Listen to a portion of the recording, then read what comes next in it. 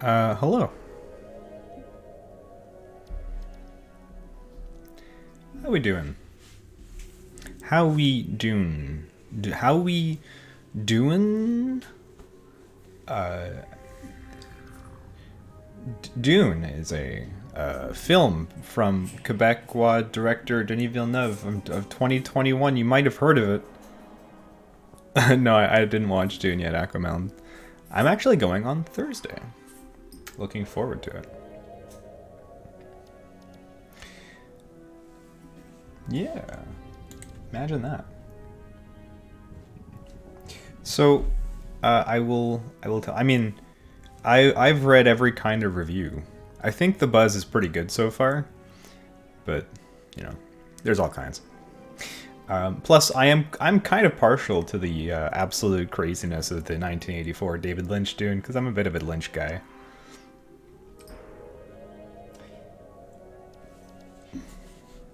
So yeah, hello everyone.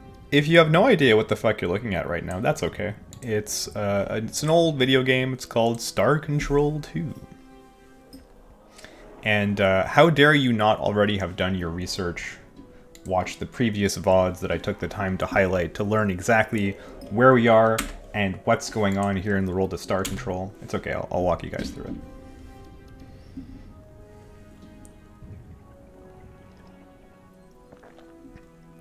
This is space. The final front. Wait, no. This is space. The galaxy in which we live. I actually really like this little map screen. All the way down here is Sol. This is where we live. This is Earth. And as you can see, I'm far, far away. I'm all the way over here now. This is a game where a war happened between the Earthlings, down here, and this big green circle of aliens called the Urquan. Earth lost. But luckily, you and I, well, just me, I'm just the guy playing the video game, we weren't there at the time. We were hanging out on a different planet, where we found some kind of cool, ancient, super space technology to make a super spaceship. So we do that, come on back to Earth, and find that it has been enslaved by the Urquan. So there's like a shield, which is like keeping all of the Earthlings inside, but there's like a space station on the outside. So that's like our point of view. We're on a space station. We do some upgrading of your ship. There's space exploration. There's aliens. If you haven't seen it already, it's great, but it's fine. You don't need to know. We're just gonna go around. We're gonna talk to some aliens. The general vibe here is that the Urquan are pretty nasty customers, and they're currently fighting somebody. And it's a real bad scene, because everybody who gets in the way is getting blasted, including these friendly little aliens over here called the Zokfot Pick. They're getting blasted just as collateral damage from our space war. We also made friends with some weird squiddies called the Oars. They have a particular way of speaking, which is where the stream title comes from. The Ilrath, they're not our friends. They're angry spider people. We're going to avoid them. The Vux are... They're angry octopus-faced losers who are really upset about their own appearance. We're probably going to go bully them a little bit. The Pakunk and the Yehat, well, those are your obligatory space birds. Yo, what's up, Cabbage Bites? Thank you so much for the hydration. I brought water upstairs today. Aw, fuck. We probably won't go talk to the obligatory space birds, two varieties, today. We're going to be doing some stuff in the galactic north. We're going to meet some species we haven't met yet.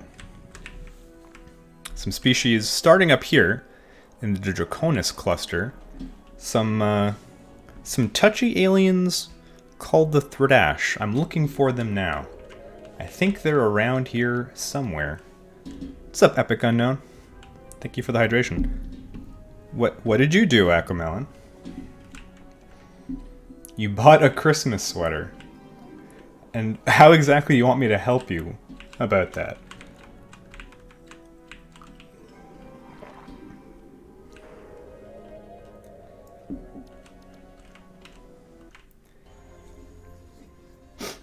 Oh, sick. It's a rainbow world. tell you you're pretty when you wear it. All right, deal. The rainbow worlds are special. There aren't many of them. They do funny things to the sensors, and there are aliens who are willing to pay big time for their locations, so we just kind of lucked out. Okay, I'll be completely honest. It was not random that I parked myself here. I may have already known there was a rainbow world here. Now, normally, when we land on a hellscape like this, it's bad news. Your cute little lander is going to get obliterated. However, in previous streams, I invested heavily in technology. That's right. My lander is on the blockchain. No. I mean, sorry, it's protected from the elements. That's what I meant to say.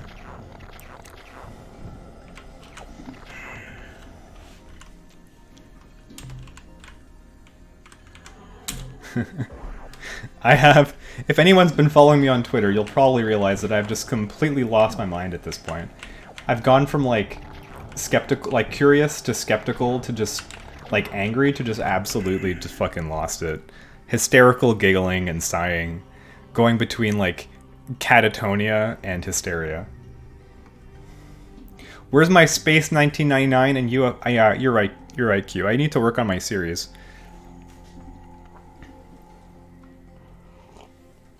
I gotta expand the metaverse of McLean FTs.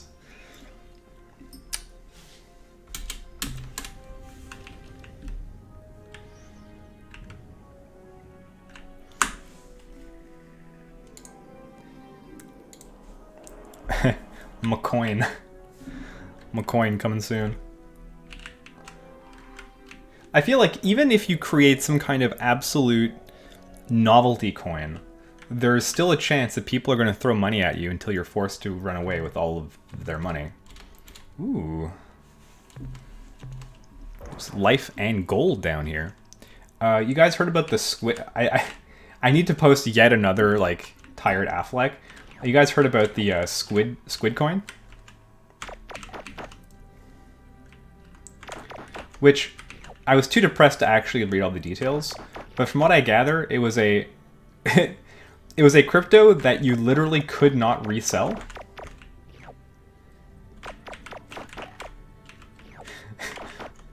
So I don't know. I didn't see the brochure. Maybe they were promising you could do something with it, like maybe they were going to build a game for it or something. They just fucking, of course, they sold a bunch of it, took the money and ran. Apparently a company made a Dune-inspired adult toy. Oh, hell yeah. I've always wanted to fuck myself with the sandworm. Wait, I shouldn't have said that out loud.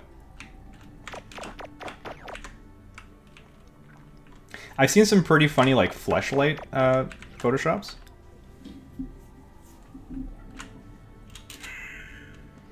This time you want worms in your ass. Oh, God. Oh, what's up, Travis?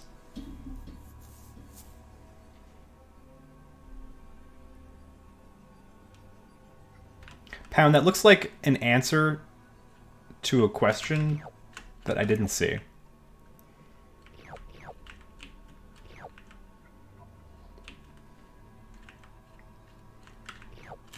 Oh, what the squid coin thing is for. Got it. Sorry, my brain's a little slow. Plutonic world. Man, Epsilon Draconis is a sick system. I haven't found any Thredash, but it's fucking full of treasure.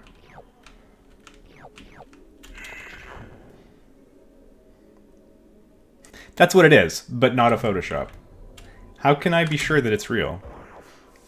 We are talking about a fleshlight with a worm's mouth as the mouth, right? Just so we're all clear what we're talking about.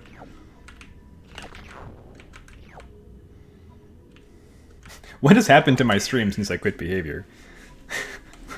This is a weird stream now.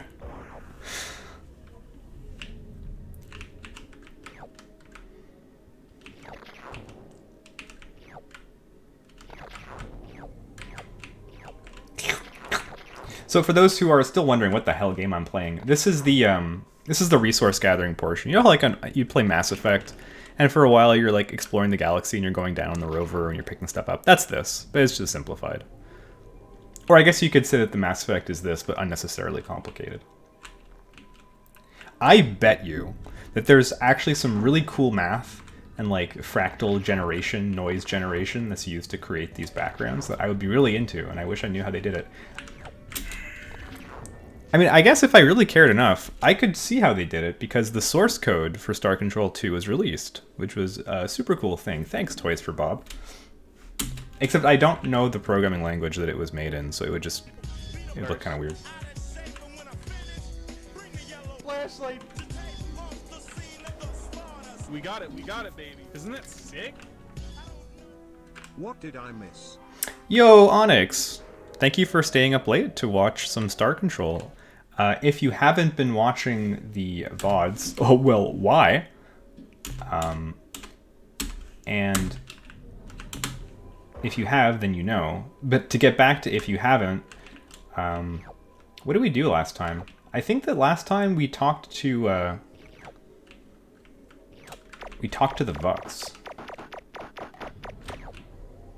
You should have your VODs on YouTube. You know, I'm gonna do that.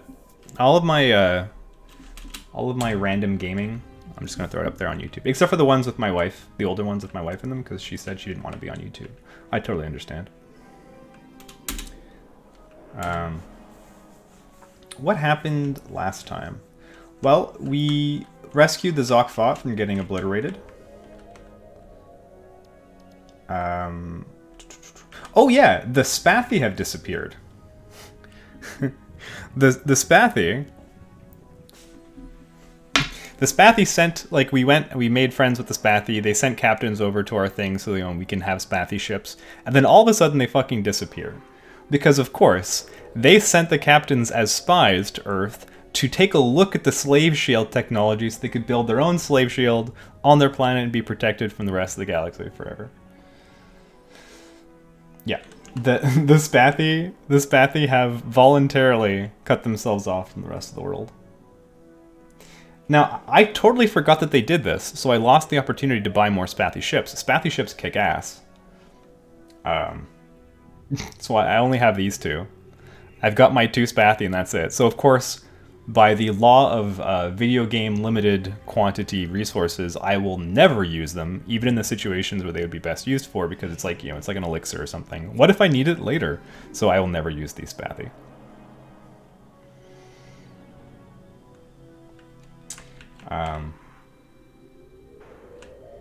In fact, the only decent ship I can build now is the ores. In fact, if I have a gripe with this game, I don't have many, but here's one. You don't get to build very many different ships, and when you do find enemies to fight, there's not much diversity. So there's this really cool melee mode where, you know, you can skirmish whatever ships you want against whatever other ships, and that mode fucking rules. But you never actually get that kind of combat in the campaign itself, because you only have like 4 or 5 ships you can build at the maximum, and whenever you do run into angry aliens, they only have one kind of ship, like their own. You don't run into like an Urquan raiding party with like 1 Urquan dreadnought and like 2 Thredash and you know 3 Vux or something like that. That never happens, which is too bad. That would be sick.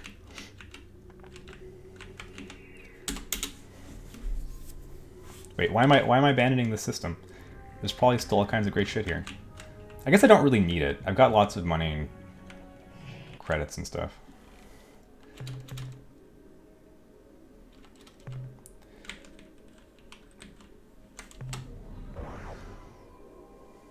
Hello, Huey.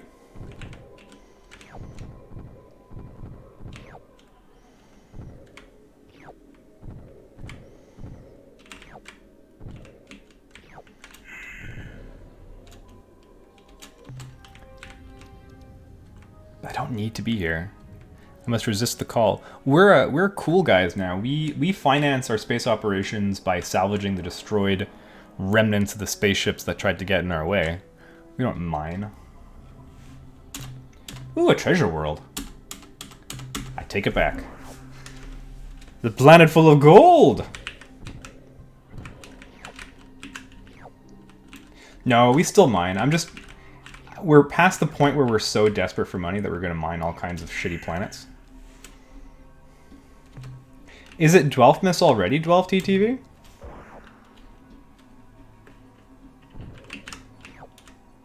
Is Dwelfmas the kind of holiday that just starts... The season starts as soon as the last major holiday is over? It's always Dwelfmas. Oh, that makes calculations easier, and that's good. I like that. What's up, Akamela? How do your ships handle heat and earthquakes and stuff? Oh yeah, that is something that happened last stream. Is I cashed in the location of a couple of rainbow worlds and got all kinds of technology credit from the Melnorme, including landers that are pimp as fuck and don't give a shit about heat or earthquakes or lightning. I just fucking drive through it all. I'm badass.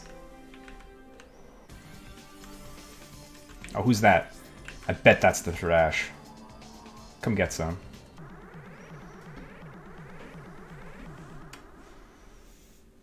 Fourth Thrash, let's go. So, what's this? An unknown alien species. How wonderful. Someone new to fight. We, the Tradash of Culture 19, famous Earthwan combat grounds, know well the value of a good fight. Either you win and prove your superiority, or you lose and are vanquished. If the vanquished is lucky, it may survive to learn an important lesson from its defeat. This is the way of the Tradash. We fight and learn and improve. I haven't even said anything. He gives this speech to everybody that he comes across. This is a proven fact. What have you to say before we begin combat? Thrash of Culture 19. We sense a bit of hostility here. Why? Or, what can you tell us of your species? Or, your blustering does not impress me. We have requirements which you will fulfill now. Or, we wish nothing from you save your friendship. But, actually, I think I'll just probe him directly about his species. What's up, Nostalgia Drive? Talk, bah. Talk is for sissies. Weaklings like those of Corridor 14. For 10,000 years, we Tradash have fought and died, learned and improved. Then, along came Culture 14, which claimed that all this perfect method was wrong. That each time we violently transformed to a new culture, we inevitably blasted ourselves back at least 500 years in development. Some people just cannot accept the cost. Doesn't he have kind of like a strong bad energy? The foolishness of Culture 14's peaceful whining was revealed when they were conquered by Culture 15 after only a 10-year reign. And did the change to Culture 15 set us back 500 years? No. 2, maybe 300 years tops. The short span of Culture 14's reign is objective proof that as a way of life, peace is a failure. Can't argue with the facts. So, violent rhino dudes, what more can you tell us about your Culture 19? What? More talk? It amazes me that you ever got out of the orbit of your home planet. Yak, yak, yak. Yammer, yammer, yammer. Oh, very well. We will talk for a moment. Our Culture 19 is the most formidable ever to appear in Tradash space. Admittedly, we said something similar about Culture 18, but it is true. With our rather swift defeat by the Earthwan and subsequent enslavement, we realized that it was time for a change. A new culture had to be established. So of course, Oh, Leonardo. we had a thermonuclear exchange to decide who would lead this new culture. We were all quite disappointed when the Earthwan in orbit above our home world launched waves of fighters who intercepted all our missiles. They sure stuffed it in, Onyx. Slaves were not permitted to engage in such destructive conflicts. So my people, being superior, introduced a super lethal poison into our opponent's water and air, Jesus. thus ending the conflict. The Earthwan were not particularly happy about this resolution and killed all our I fucking love these guys. under other circumstances would have started a larger inter-Tradash war. Urquan appointed new leaders, apparently chosen at random, and explained that further disobedience would result in the destruction of our species. Frustrating, huh? That feeling when your alien overlords won't let you destroy yourselves. Do you think that determining new leaders via thermonuclear exchange is more or less efficient than the elections that we typically have around here? And why? I expect 500 words on this subject on my desk by tomorrow.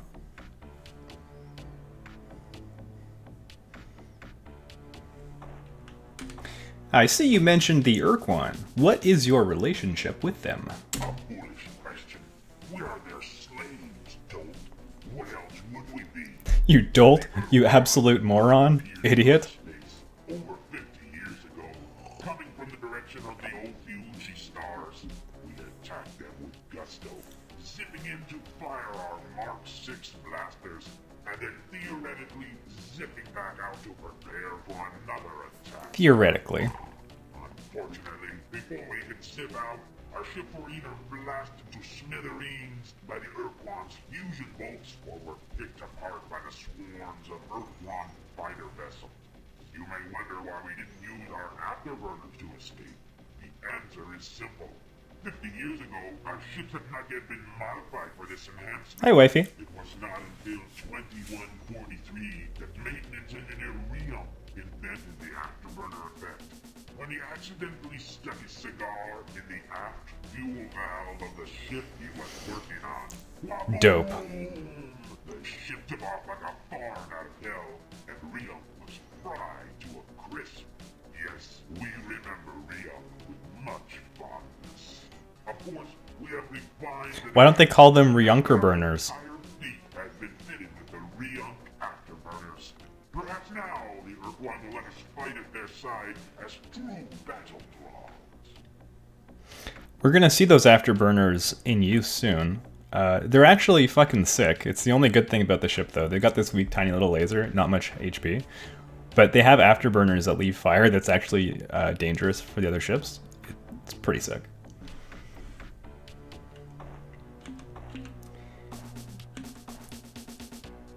Why didn't you fight against the Alliance, and where are the Urquan? We wanted to. Oh, how we wanted to.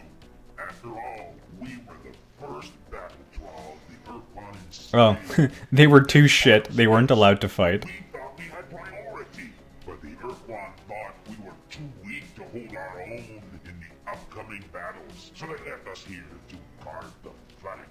If only we had been stronger and less troublesome. Snarf. Another reason the Urquan wouldn't take us with them was because we kept picking fights with the new battle slaves, like the Undablabis or those religious idiots, the Ilrath. Where did they go, you ask? This is a secret, of course. We can't tell you. Bah. We told you that they were fighting a secret war against a mysterious invader. Ah, bless these himbos. Some way to use that information against our masters. So forget it. No secrets. Are you thinking of Pinky and the Brain?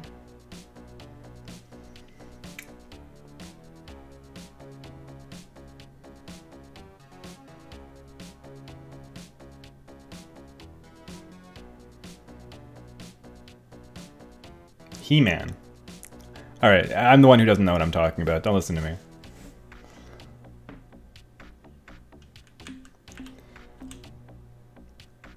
Was it Samurai Pizza Cats?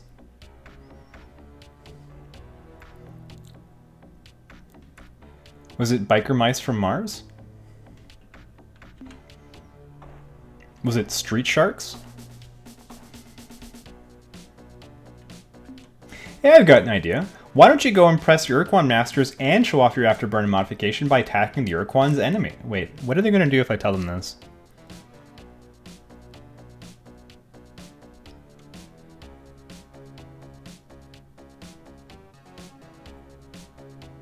What foolish stupidity! Har, har, har. Why, that's as dumb an idea as...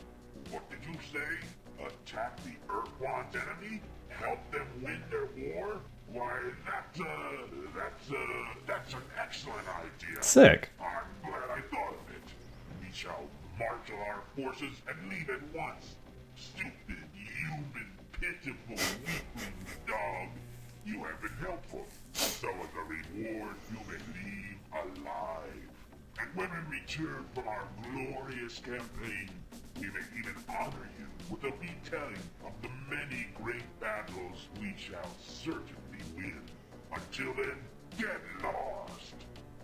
Alright, so I've just sent the Thredash to go fight the Urquan's bitter enemies, the Korra, who we actually haven't had an encounter with yet.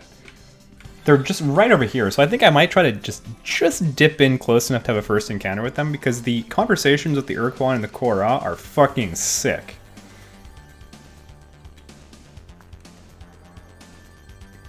So this is what we're gonna do. We're gonna take a quick dip into Urquan space, see if we can score an encounter with the Urquan and an encounter with the Korra, hear what they have to say, and then get the fuck out, because actually they can destroy me. We're too weak to handle them.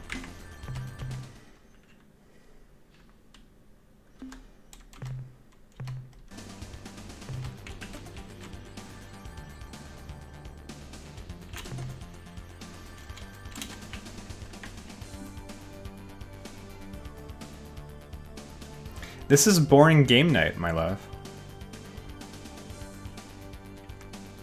Is that Peanuts from Behavior?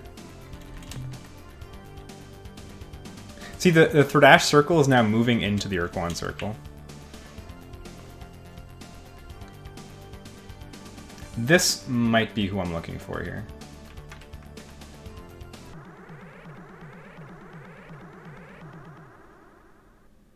Nope, this is just more Thredash.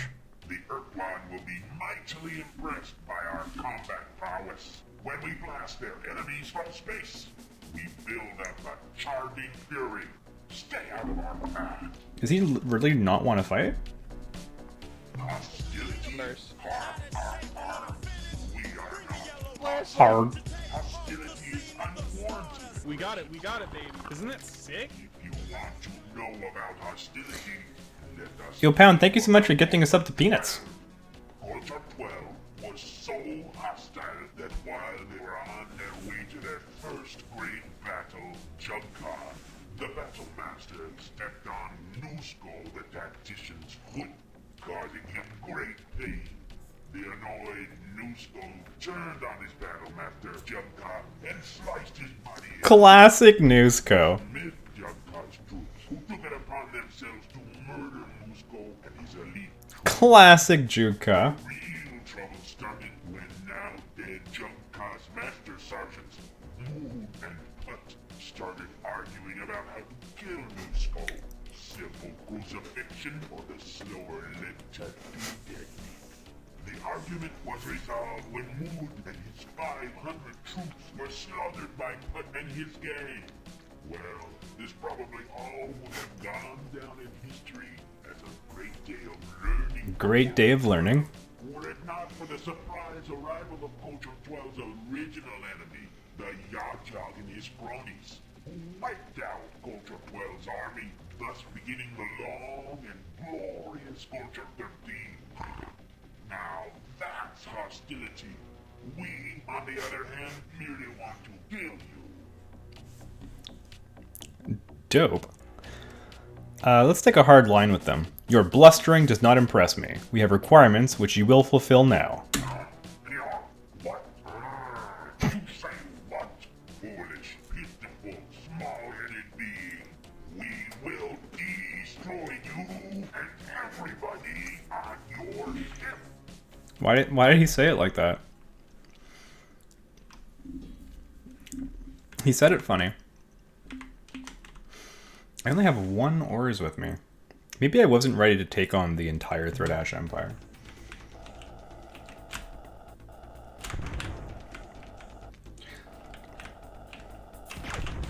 Oh shit, he actually got me.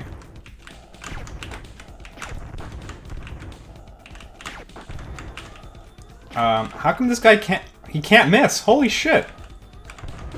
Oh yeah, take that.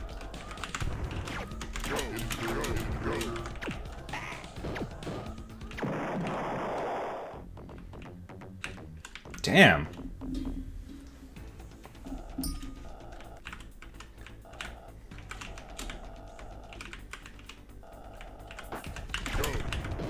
Oh, no. So the Ores ship can launch Space Marines, which is dope. Except that all he has to do... Fuck. All the Thordash has to do is turn and afterburn, and my Marine will get toasted by his afterburner, so... I'm gonna lose my Ores to the Thordash. This is embarrassing. Catch you later, wifey.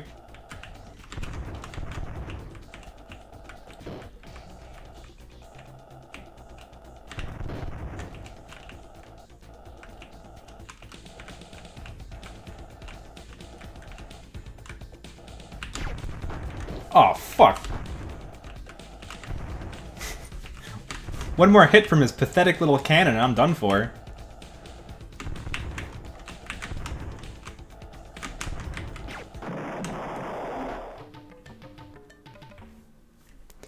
We just got Thordashed.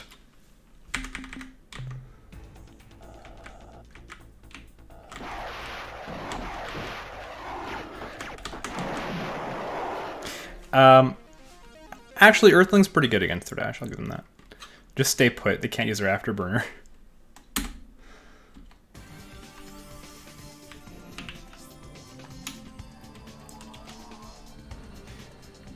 Ugh. Now I'm not so sure. I'm not so sure about saying hello to the Urkon with absolutely nothing to fight them with.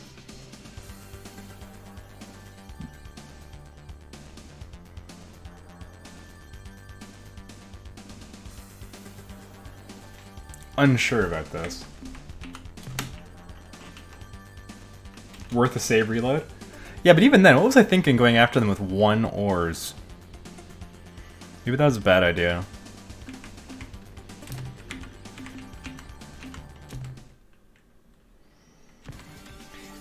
Maybe since I've sent them off to fight the Urquan, I should just fuck off. Let them fight the Urquan. Let them get trashed.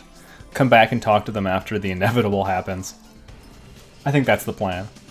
I think it's time to go talk to some different aliens.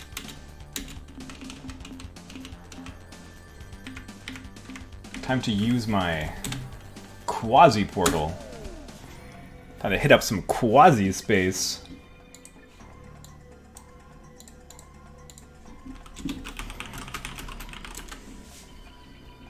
Can you pick up Thordash ships at some point? Yeah.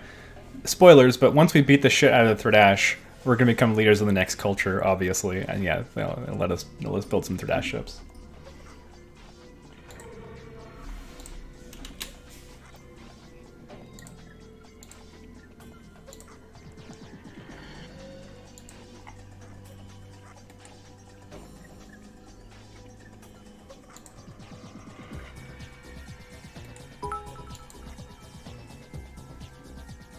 These aliens are in need of some sweet blelly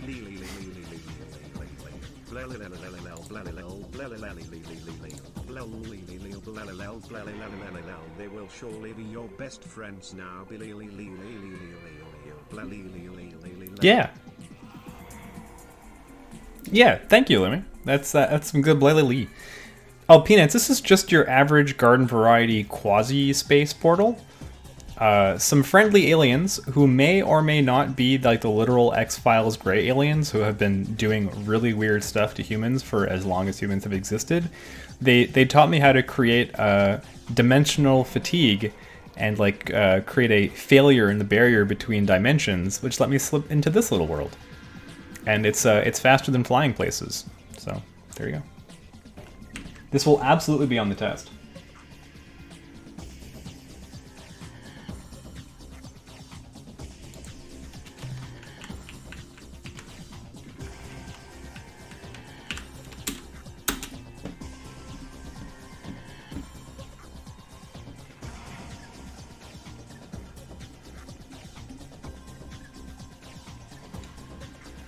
Alright. Now if I read my quasi-space map properly, here we go. I'm in the top right area. Time to meet whoever the fuck lives around here. Starting with the Libre system.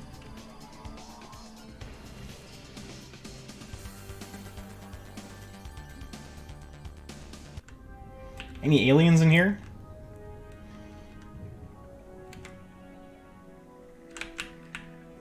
Hello? Any aliens on this planet? No.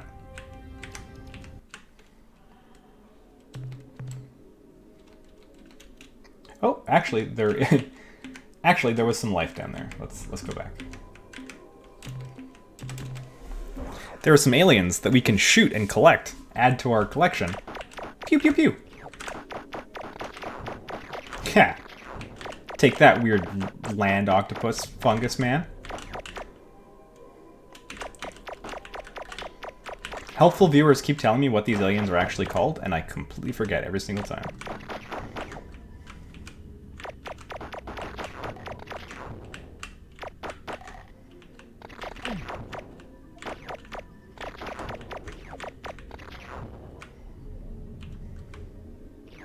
It's alright, Aquamelon. You don't need toes. That's why you come with so many extra.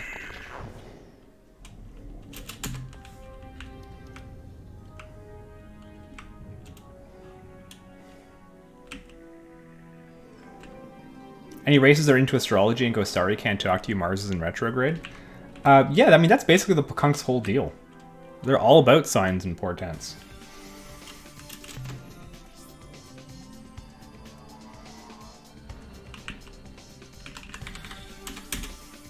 They lack toes.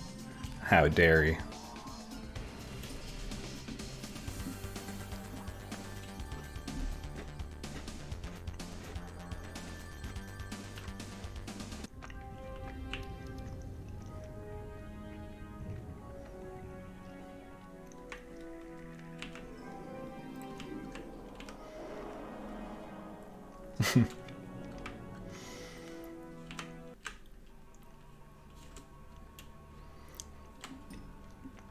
You know, Aquamelon, sometimes I tuck my head between my knees and lean forward.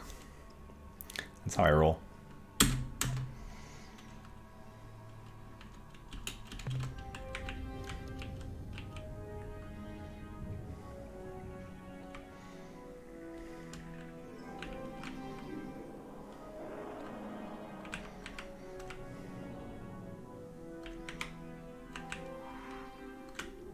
What's this purple planet?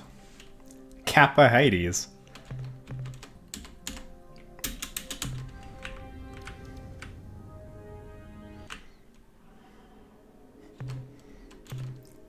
Now entering the Plutonic world. Ooh, there's life.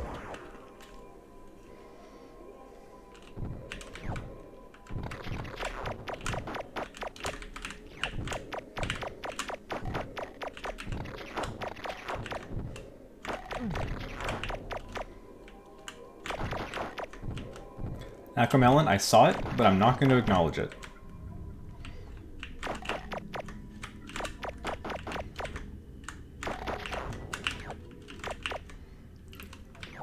Help. I'm being chased by land octopi. Or should I say, octopuses.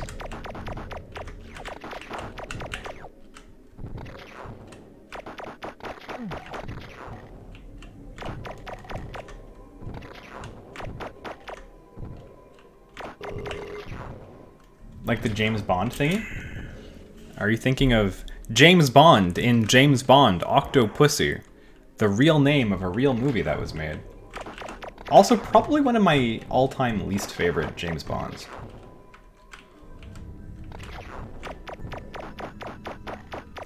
It suffers from being like right in the middle. Like the forgettable Moore era. It might be the most forgettable Bond film. There's like a 45-minute segment where there's a bomb on a train. And it just goes on and on and on. I guess like there's Octopussy herself and her like flying circus of like badass women pilots or whatever. I guess that's fine. If for some reason that's not what I remember. What I remember is falling asleep when there was a bomb on a train.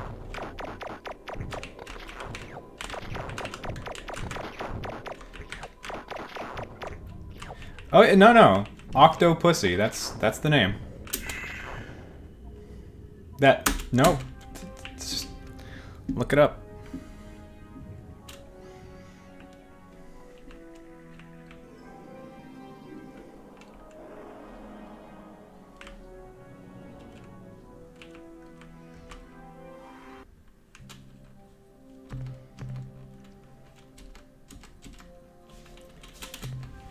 Not my fave.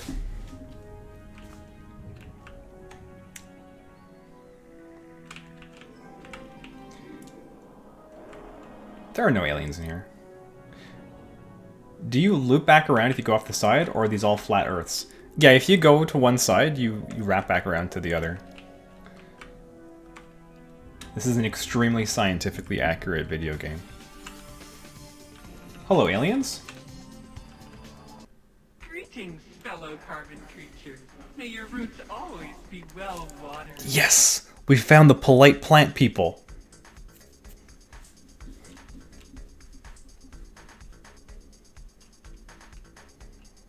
I'm Captain McLean from Earth. We come in peace. I am Captain Allah La La. We come in peace. Captain Allah La La. Our starship is called the USS Yep. Our starship is called the Tender Shoot. We are the United Federation of Worlds from Earth. We are the Subox Utricularia from Earth. Wait. No, I'm from Earth. You're from Earth? Hey, are you just copying whatever I say? Oh yes, we apologize for the confusion. Our home world is also called Earth, or more properly, Fleck, which means perfectly good and nutritious dirt. I love them. Earth is pretty close, is it not? Perfectly good and nutritious dirt. Nurse. Flashlight. We got it, baby. Isn't that sick? Yo, Onyx, thanks so much for gifting a sub to Q. Pretty badass theme song they have, too. Quick, don't tell them what we did to our Earth. So why do you copy speech and mannerisms? We learn and we adapt. We are symbionts. Our first step in making friends is always to copy them. This is our idiom. Symbionts. How interesting. Please tell us more. McLean asked them if they're interested in NFTs. Oh god. Our kind evolved on a beautiful planet, orbiting the wonderfully green-hued star Roots. From the canopy of the great jungle to the shores of the azure sea, our species has flowered and grown well. Early in our evolution, we adapted to exist in symbiosis with other hardier life, both flora and fauna, who supplied us with nutrients, while we supplied them with reproductive assistance. Reproductive assistance? Please tell me more, weird flower people, how you got involved in the sex lives of the flora and fauna of the creatures around you.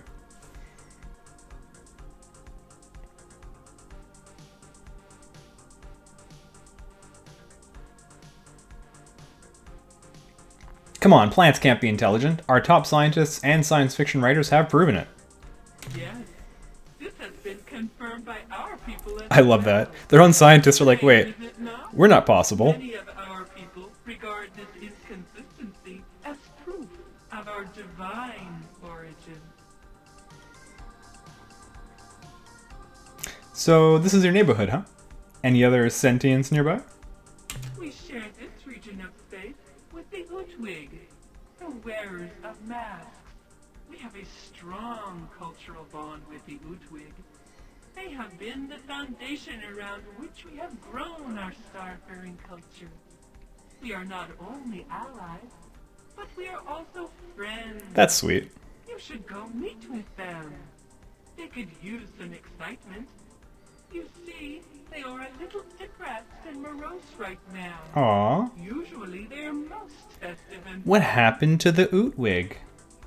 Oh dear, what has caused the Utwig such distress? They broke their Ultron. Oh no, they broke their Ultron. Ultron? What's an Ultron? The Druge, the cruel, foul training race who sold the device to the Utwig called the device the Ultron and claimed that it would give the Utwig superpowers. Unfortunately, the Utwig believed the Druge and bought the Ultron. However, the device did make the Utwig very happy. Of course, we didn't tell them what we really thought of the Ultron. Tell us more. That they were vapid fools to buy a piece of junk for a planet's ransom. We went along with the falsehood, and in doing so showed our own stupidity. Damn, pulling no punches. One sad day a few years ago, the Utwig Proctor dropped the Ultron during a particularly energetic and festive ritual. An orgy. Now, Based on how they get involved in reproductive help. they feel they cannot ever achieve greatness because they lost the powers of the Ultron. They even gave the broken device to us, saying that they couldn't stand the sight of it anymore. We are worried that the Utwig are so depressed that they may use their ultimate weapon. Uh-oh. Here, you take the Ultron. Maybe you So, can do wait, something so with it. not only did, like, this species receive the Utwig's Ultron, this one Supox in particular that I just so happened to run into in the middle of deep space happens to have the Ultron. So, I mean, that's pretty lucky. That's definitely proof of our own divine origin.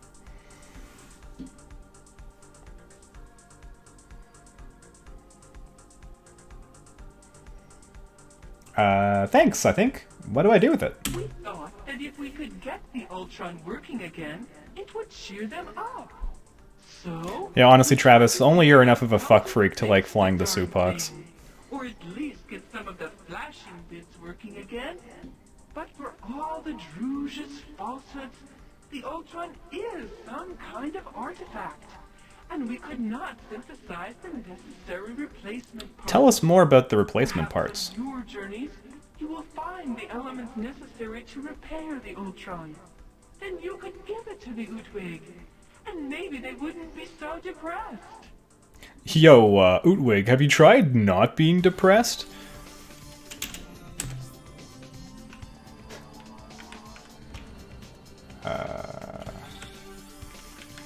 So they said that their star is green hued, so that means it's either Lambda Hades or Beta Librae.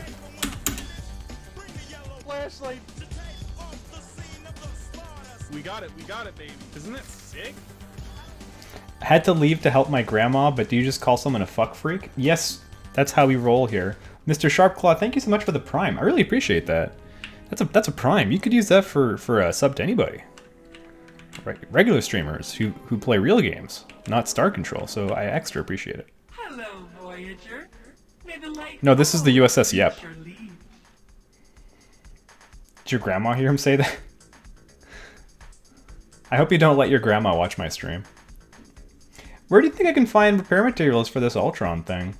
Perhaps a good place to start would be the Druge, since they were the ones who sold it to the Utwig in the first place. Where do I find the Druge? No, wait. May sunlight and water always fall upon you. I mean, I know where they are, but I have to figure it out in context so that I can do it in front of you guys and not look like I'm cheating. She's been watching Netflix and HBO Max and Amazon Prime for 5 years. Walk in to get water and shit. Straight up watching sex scenes. Yo, look, grandmas, I mean, how do I put this delicately? How do you think you got here, alright? Everybody in your family be fucking. I just don't know how to put it any more delicately than that.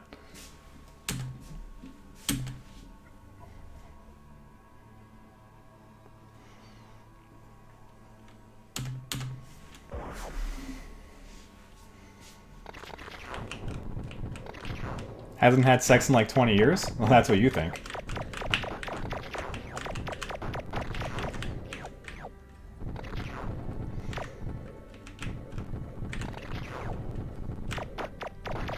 Not the bees.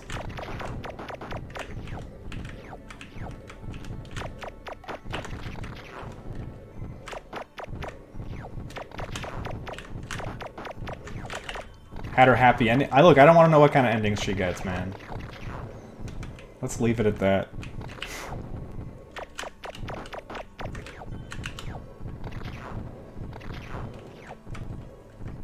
friend of mine remembers when he heard his brother being conceived.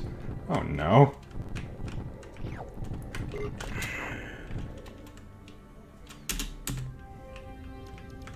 I think this is the Supok's homeworld. Let's go give them a shout. Greetings, fellow carbon creatures. May your roots always be well watered. Thank you. Oh, okay. Absolutely nothing to do here at the Supok's homeworld. May sunlight and water always fall upon you. Thank you, Supox. Alright, so I guess it's time to go say hello to the Ootwig. Think she wants my root? No, no, no. She's just proposing a little symbiosis. Just a little friendly cooperation.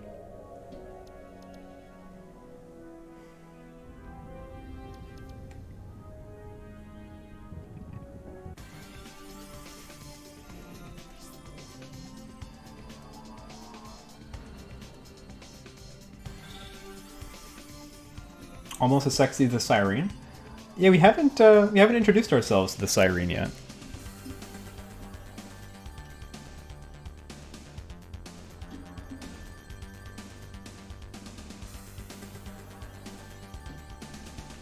Actually, that's probably the Ootwig right there.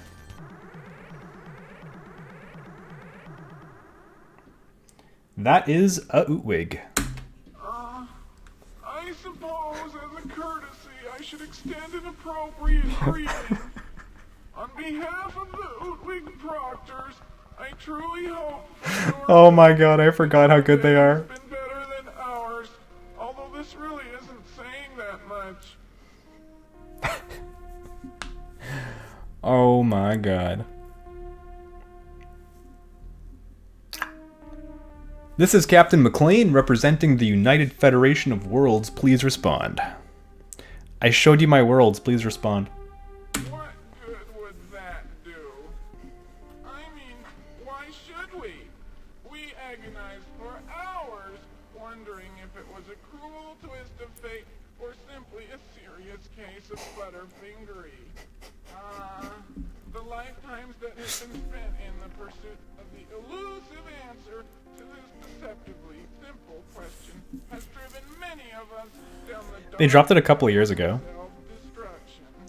Indeed, even as these words strike the ears of any who care to listen, the real question is, does it matter? I cannot say.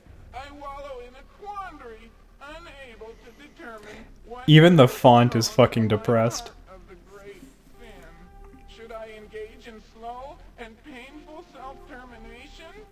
Should I commit myself to a long life of painful self-flagellation? Should I throw myself with enthusiastic verve Depressed at the realm of sons. collective annihilation? I do not know. Even now, my mind roams Even in now. anguish of indecision, lest the outcome be inadequate. Whew.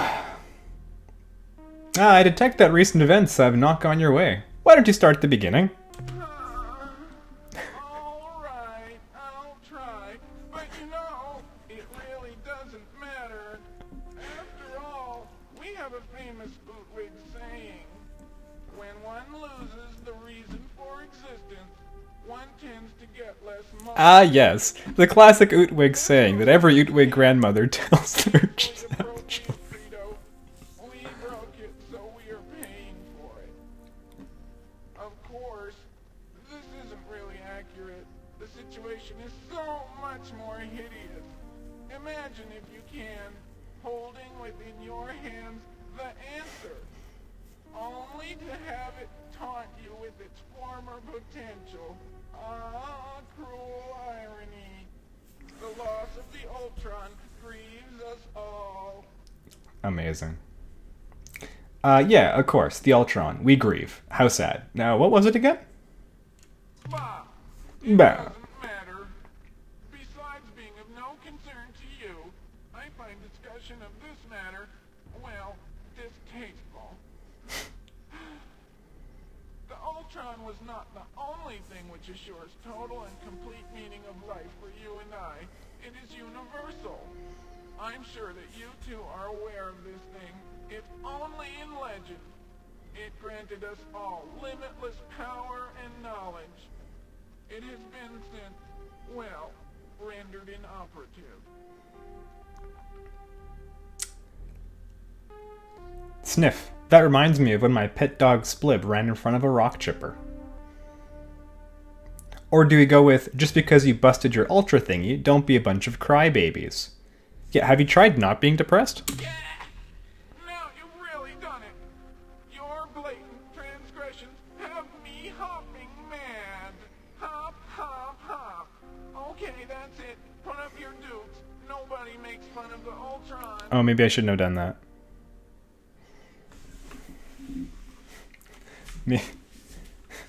Maybe I shouldn't have done that. Also, their ship's real fucking good.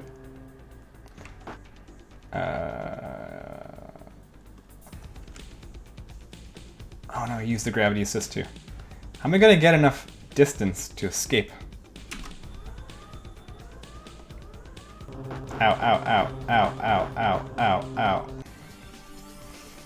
Maybe he won't be mad now. Maybe he'll accept my apology. Don't hurt him, I love him. Okay. Wait, that's not a Newtwig. This is a fucking Slylandro space probe. We come in peace. Priority set at point of origin. Behavior follows the Right, so there's another subplot happening with these guys. Some unknown alien species invested in a bunch of space probes to go and do some peaceful exploration, but they accidentally put the priority for replication of the probe higher than anything else. So the first thing it does is it shows up, it says, "Hi, we come in peace," and then we have to reproduce ourselves, so then the probe attacks, and it's kind of destroying the entire galaxy. We gotta do something about it eventually. The only ship I have that's good at fighting them is the Spathy.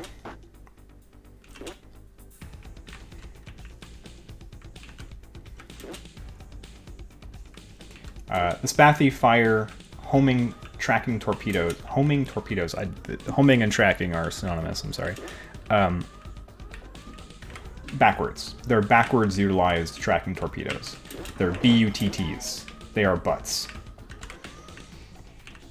I'm not making that up. That's what it's called in the manual.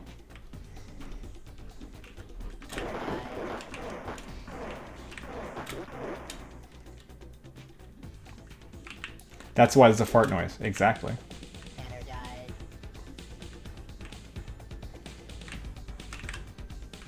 This is a very sophisticated game, full of space drama and farts.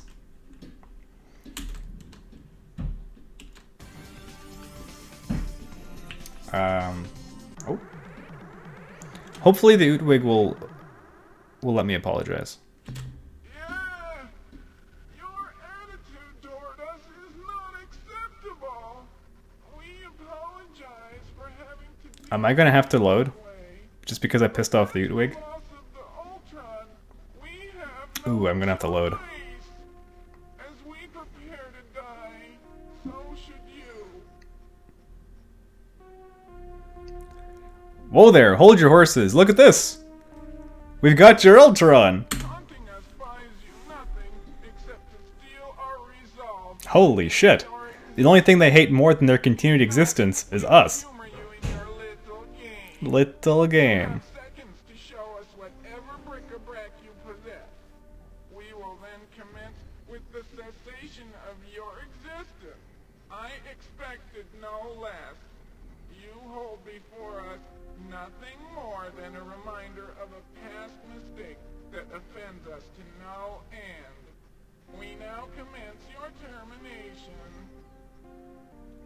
Rip.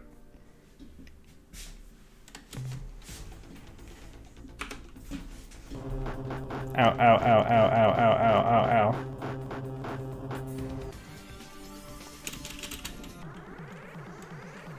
ow, ow. Here's another mechanic that I think is complete bullshit. New enemies can spawn while you're doing the animation to go into or out of a previous encounter, so you can get stuck in an endless chain of encounters. You have caught us in a private, dark moment.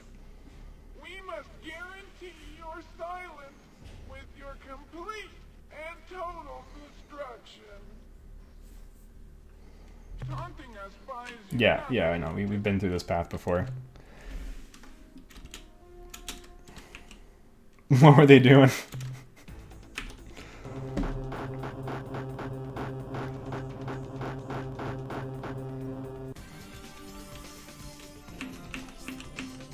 Game. Load.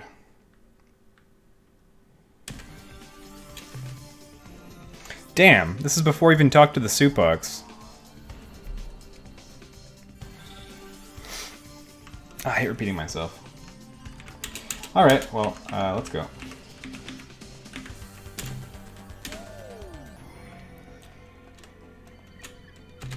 Supox speedrun.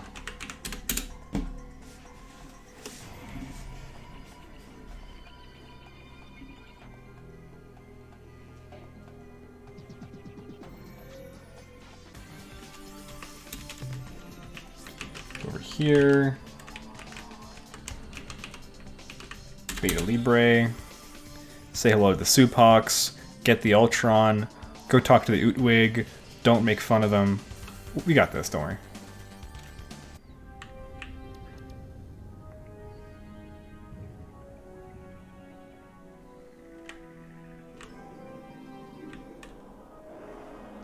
Thank you for the hydration, Sharpclaw. Greetings, fellow car.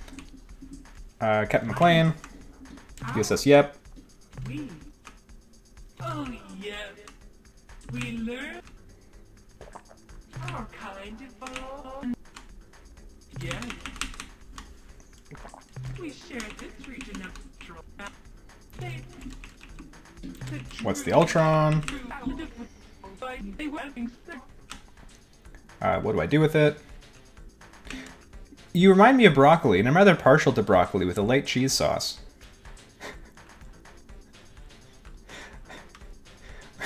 I need to know what they say about this. Oh, you hideous monster! Ah, shit. Vegetarian! Defiler of the leaf! Uprooters! Be gone, or we shall uproot you! Ah, fuck. Ah, shit.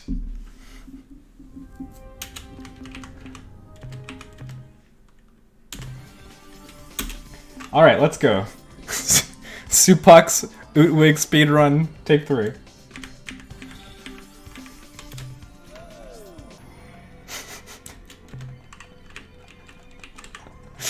Fucking speedrun and pissing people off, me when I step outside. Oh god.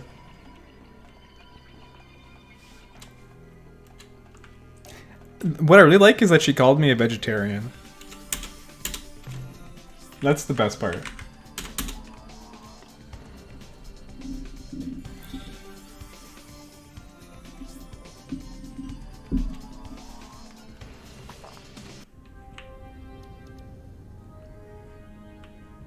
Hello, Asha.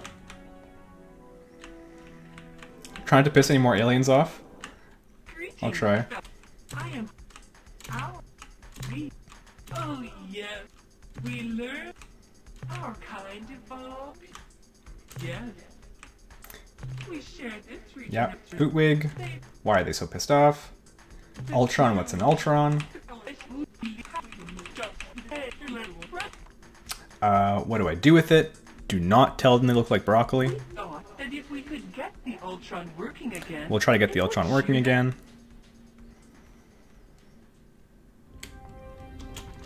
Alright, nice. Now head over to the Utwig.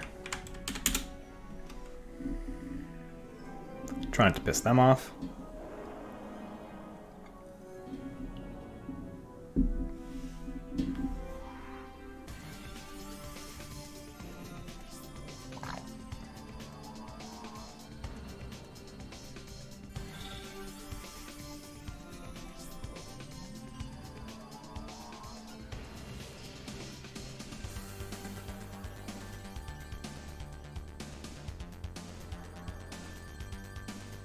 Sweet, a retro game. It is indeed Gemini 1987.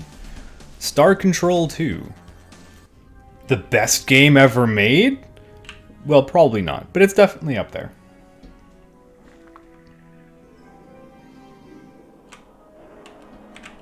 Hello? Is there an Utwig around here? Hello? Utwig? Rainbow World! Hell yeah. And the Melnorme are going to be so impressed when I finally meet up with them again.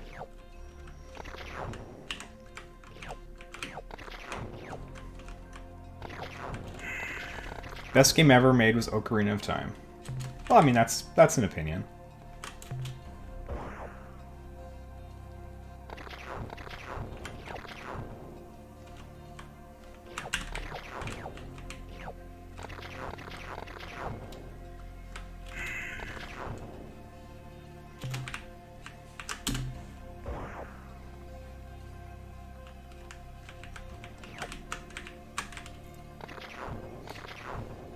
I actually spent more time playing Twilight Princess than Ocarina of Time for whatever reason. And I always thought that it was like a very, like, practically a remake. And I really like Twilight Princess. Flashlight. We got it, baby. Isn't that sick? Why you sad, Aqua? Hype for 10 months. I've missed the last couple of streams because of work, but loving listening in when I can. Thank you so much for 10 months, Jake. It's all good, and I appreciate you hanging out whenever you can. Stop just before the unsettling part saying it's boring. Aw. Sorry, 5 minutes is a pretty big commitment of stream time. I will say that. I mean, I give you a hard time if you give me something that's 30 seconds, so I apologize. Are you the Utwig?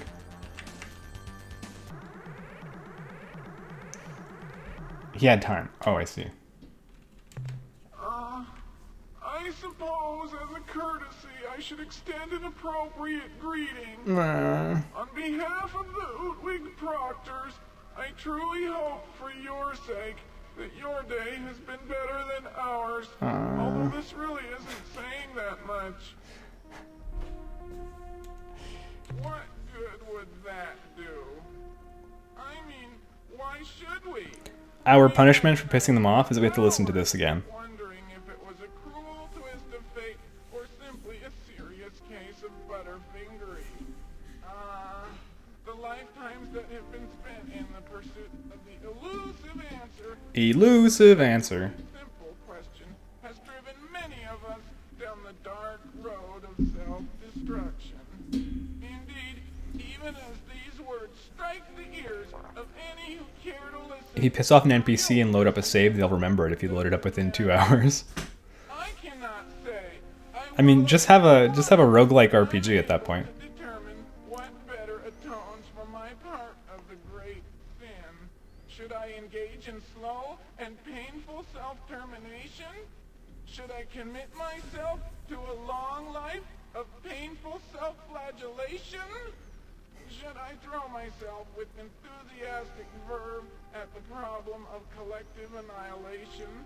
I do not Throw myself know. the verve. Now, my The problem of mind collective lies in termination. anguish of indecision, lest the outcome be inadequate.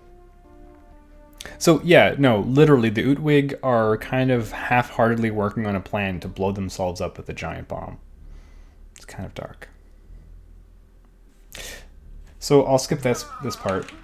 They had the Ultron, they dropped it. Bob, it doesn't matter. That reminds me of when my pet dog Splib ran in front of a rock chipper. You are kind. If we could wield the Ultron to resurrect your Splib, we would. Thank you. But I suddenly am overcome with waves of depression. Mood. I must retire now to perform rituals of anguish. I call that Twitch streaming. Waves of trauma wash across my being even now. I must go.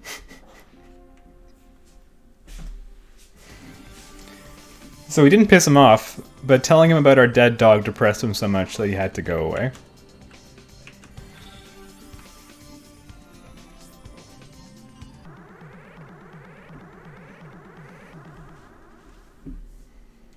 Just go away. Leave us to ponder our grief. You know anything about the Urquan? We know nothing of this species that you mentioned. However, subject of evil and powerful species, we have encountered a particularly gruesome race that seemed to come from the direction of Arcturus. When we hailed them, they responded with mighty weapons that sent our delegation to their deaths. Lucky fools. Nah. The aliens' dark, crusty battleships are capable of guiding spinning mines into almost any location. And should an enemy get too close, a fiery corona emerges to inflict Fiery damage. corona. In our skirmishes with the race who called themselves the Core we found that by using our own shielding capability, we could sweep through the mines, absorb the corona, and then get close enough to the dark ships to give a lick of our own. So you give us some ships then, Wig? In truth, however, they are very powerful and ruthless. When the Core started to press toward our home world, we thought that our deserved punishment was being administered. But then, a mystery? They suddenly became disinterested and veered away. Bah, confounding frustration. With the Ultron, I could speak knowledgeably on this subject. To have this quality torn from our grasp emphasizes how meaningless our existence really is. This lack of meaning is what drives my species to the serious contemplation of a quick end. One sec.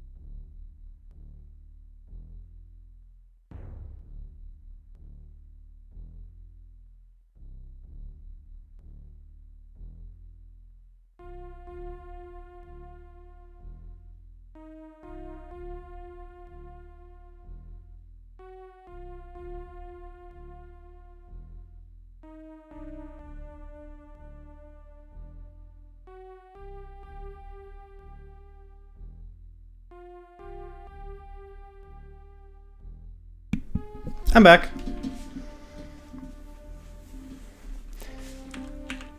So, what more do you know about the Core? Your query once again painfully reminds This fucking guy. the Ultron and what it was for the universe. I could tell you all and correct all that is wrong in the universe. All I can tell you is that the Core live to kill.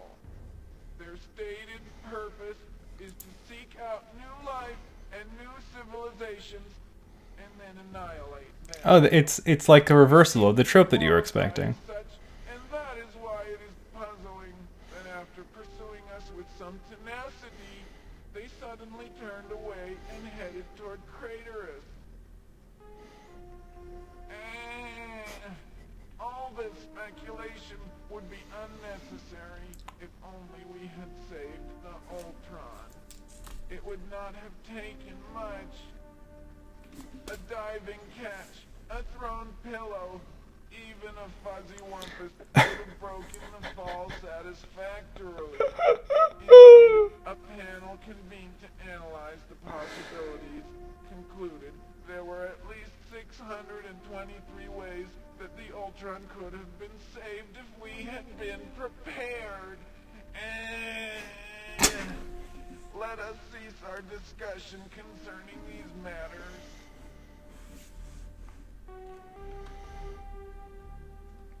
A truly unique set of events put you in your current state, am I right?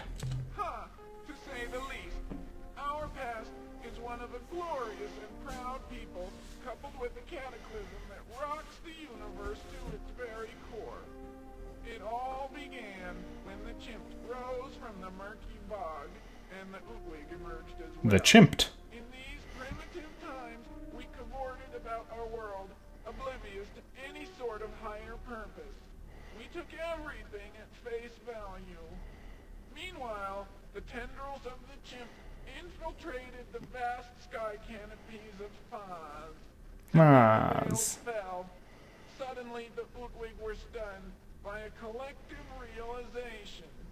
All immediately and urgently donned veils of every description. Hides, leaves, shells, rocks, even living growls were donned in the early days. You see, the face is the mechanism that expresses many of the primitive qualities that hinder sentience. Now rid of constant reminders of greed, rage, hatred, and lust, the wisdom of the Utwig was no longer hampered by constant reminders of the So they're mask freaks. Over many generations, mask etiquette was refined to a rock-solid foundation of our society. Sure, the morality riots were expensive, both in lives and infrastructure, but the result was better mask regulation. Specification from your basic mask of grueling but necessary activity. That's what I wear while I to the stream. most highly decorated countenance of stellar representation.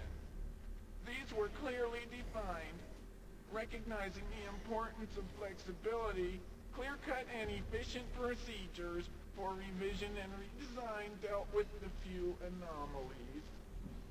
From that moment, when we covered the source of our intellectual oppression, we knew that it was a The secret was masks all along. destiny. Are you still listening? Ah. Our entire development as a sentient species was coordinated to coincide with the appearance of a remarkable device, the Ultron. We were oblivious to its tragic implications. Yow! Absolutely fascinating. But what exactly do you mean by tragic? In order for you to truly understand the situation, you need to know more about the Ultron and its unique capabilities. You see, when the Druge discovered the Ultron, they knew that it was ours. The Druge were compelled by intrinsic universal direction to take it to The where Druge are it grifters belonged. who sold them a piece of junk that doesn't do anything. Oh, the Ultron. It assured total and complete meaning of life for all. The universal. With the Ultron in hand, I could sense not only your motivations and desires, but your purpose.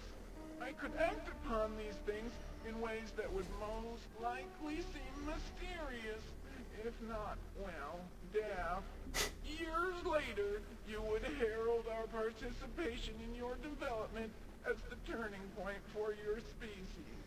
The Druge were only one of the few to benefit in this way. This way. Even now, they are puzzled by the way we rewarded them for the delivery. They throw a few of those in now and then to make sure that the player's not falling asleep. In 24 years, 2 months, and 3 days, they will all dance the dance of jubilation. Indeed, the Ultron has allowed us to fundamentally change the Druge forever. Unlikely. Tupacs, too, received many benefits from our use of the Ultron. They can testify to its power. Sounds like things are going pretty well. What happened? Yes, things were perfect. What happened is, well, it's difficult to talk about. They dropped it. But I saw it happen. I witnessed the Chin's celebration. They dropped it on the floor. The Ultron fill the empty place that that I did not know was there. I saw the Grand Proctor pass it to, well, they say that the Chief Crew did not know that it was so heavy and slippery. Perhaps it was a combination of factors. Some who have reviewed the records claim it was actually a conspiracy. The commission investigated. They dropped it back and to the left. That the Ultron was rendered inoperative by the fall to the ground. Back Yet many feel that to the left. whole story has not yet been told. As it struck the ground, I saw its glow fade. So many people here have parents that are too young to know what the fuck I'm talking about. Void incapacitated all. All Utwig immediately donned the mask of ultimate embarrassment and shame, with a vow to wear it forever. Bonfires all over. Yeah, I've long ago lost the thread of what you guys are talking about in chat. No other mask was spared. The visage of ceremonial orations, in all of its contexts and revisions, as I'm sure you understand.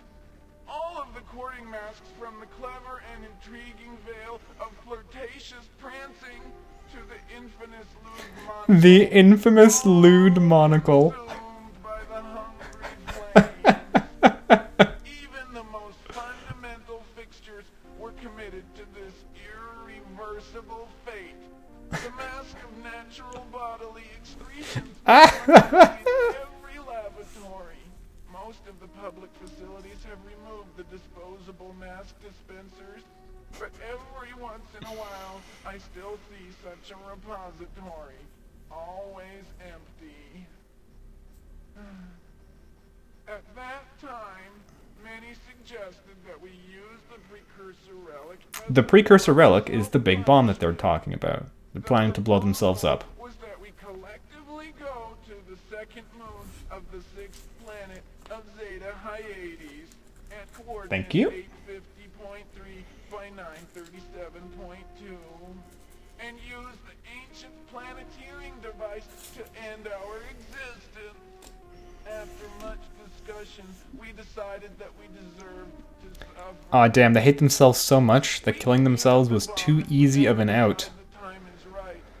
In the meantime, we atone for our grievous mistake with our collective misery. I suddenly sink into a chasm of Me too, bud. depression. Me too. I must go. Should we show him the broken Ultron that the suit box gave us? What do you guys think? Taunt him with the hey guys, we got your Ultron. Do it. We've got the hey guys, guess what we got? We got the Ultron. Want to see it? Yeah! Should I set my gaze upon such a sight, I might suffer sleepless nights for years on end. It is a symbol of the collective Utwig failure. It is our ultimate tragedy. Why do you flaunt the husk which once was the Ultron? Can't you see how much we suffer? Is this not enough? This thing you possess, this husk of lost destiny, it is the symbol of the ultimate Utwig anguish. Do not torment me so. Wow.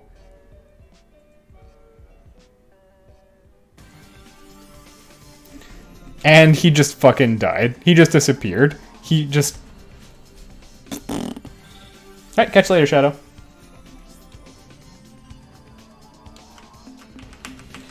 Alright, well.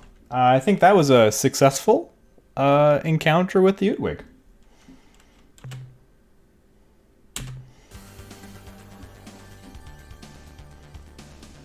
This is good enough.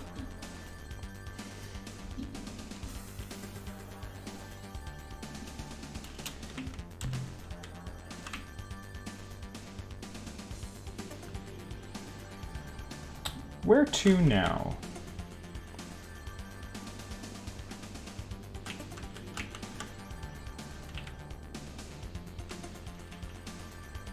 Where to now? Where is Beetlejuice? Beetlejuice is around here somewhere.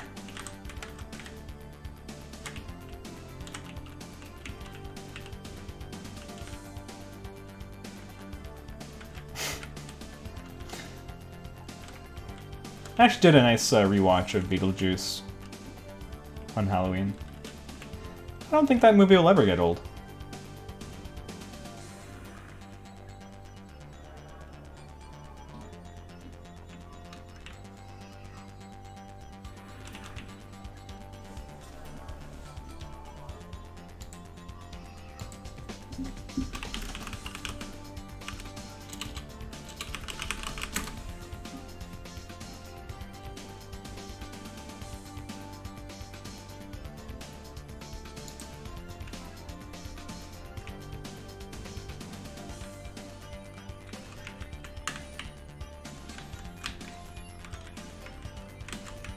Ah, that's Beetlejuice, eh? Alright. Well, we're gonna quasi-space our way out of here.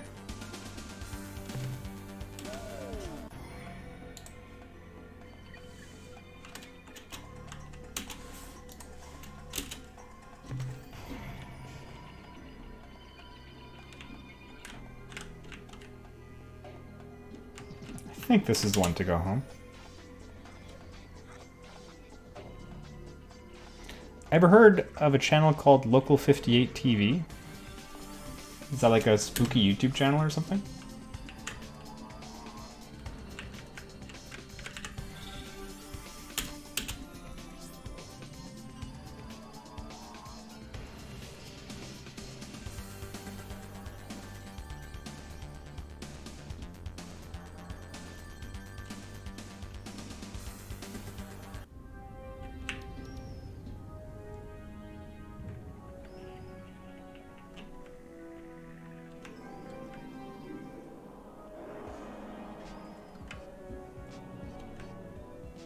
Alright, what's going on here at home?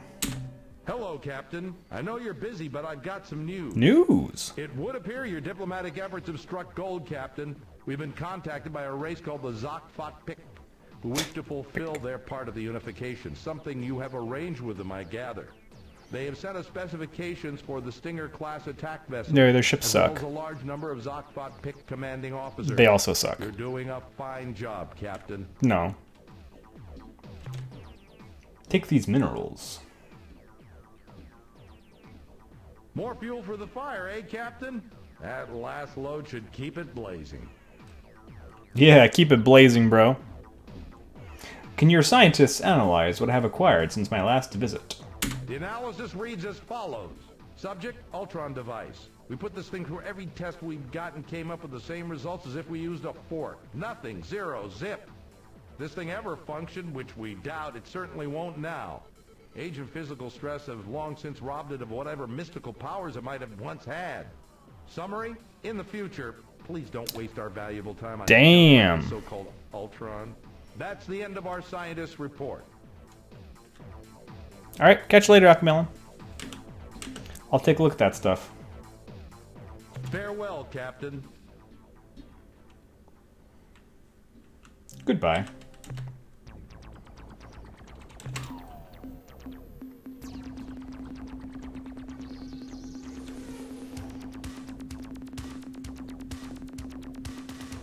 Can't I get the username McLean without the app since I'm partnered? I could ask Twitch to maybe see if they can free up the name, because the person who's sitting on just McLean isn't doing anything with it. But at the same time, the Yep is kind of like, it's kind of growing on me.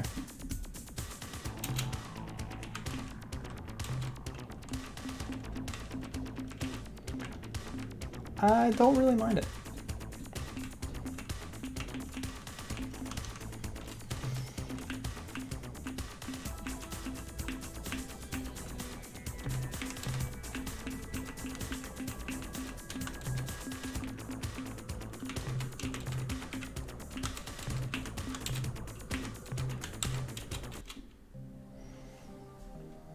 Big fan of the Yep. Yeah, there you go. Thank you.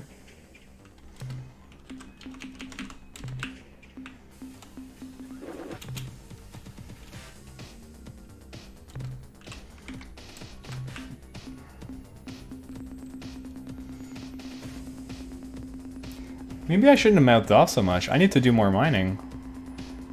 I actually don't have any money.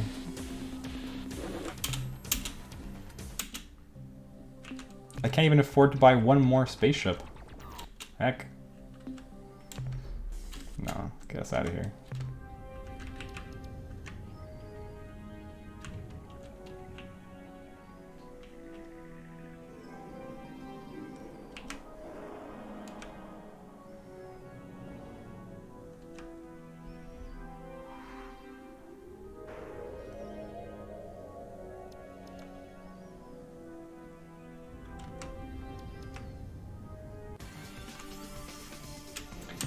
I think it's time we did something about the Slylandro before their probes destroy the galaxy. Now, we know that they're up here somewhere. Don't remember exactly where.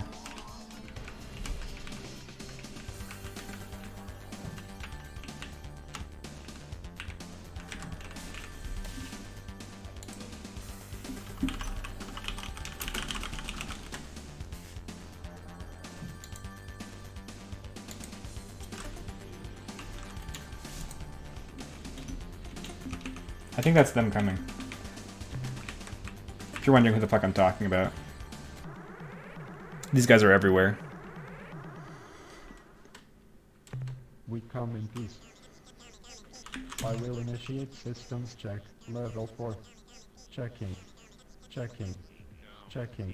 Systems check level 4. Reports no abnormalities or malfunctions. Priority override. New behavior dictated. Must break target into component materials. Damn. Sure sucks to be broken down into component materials.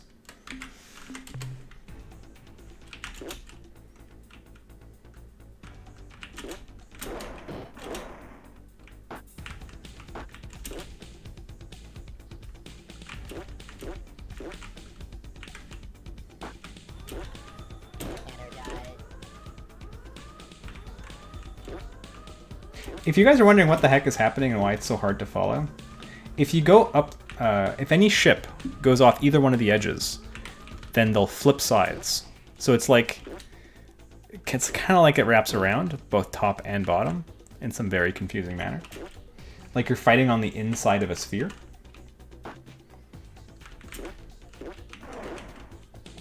Space is just the inside of a sphere.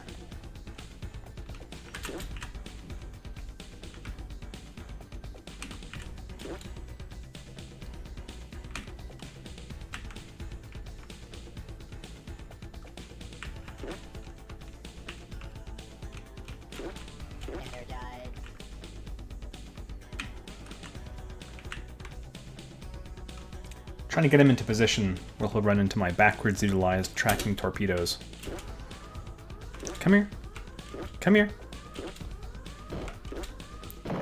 Nice.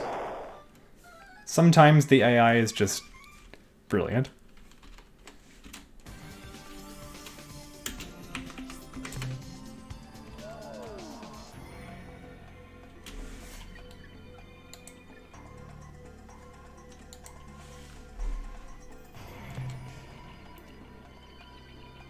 So I'm cheating a little bit. I have a map of which hole goes where. That sounded kind of dirty.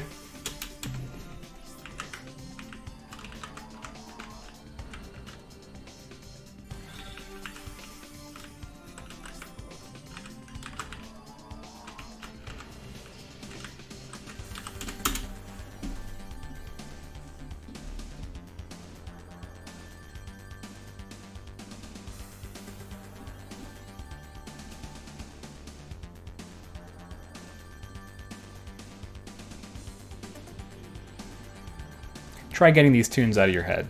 You can't. You won't. Do it. You won't.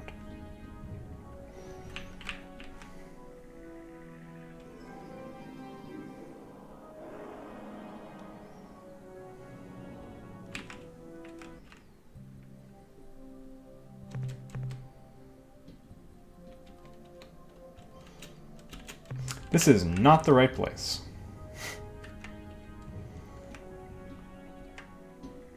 There are no aliens here.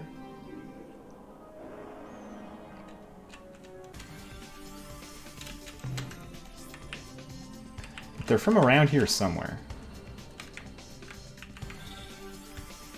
They're in the Corvi They're in the Corby sector. Beta Corby?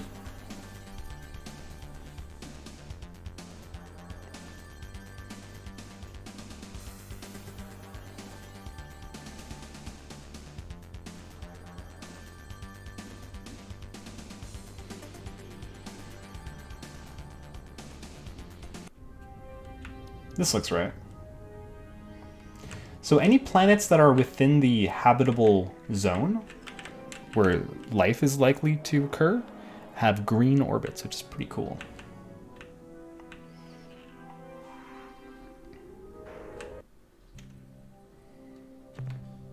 What's this? An acid world with no life. Well, actually, there is life on it. Time to go shoot that life. But that's not what we're looking for. These cute little... Those are for sure the aliens from Commander Keen, though, right? Like, I'm not imagining it. That's a Commander Keen reference, right? Tell me I'm not crazy. Anybody remember Commander Keen? Oh, fuck.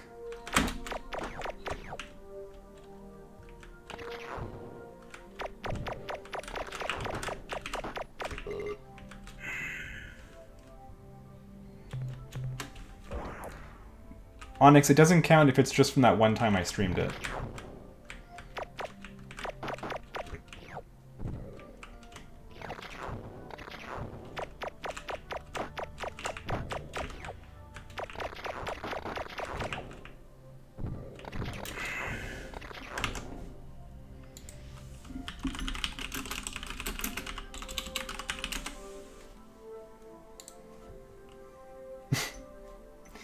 I'm talking about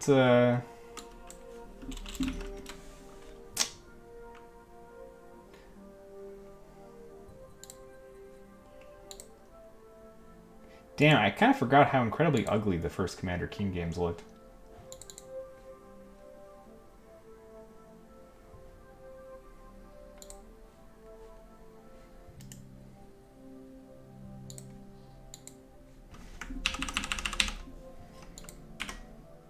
Whoa!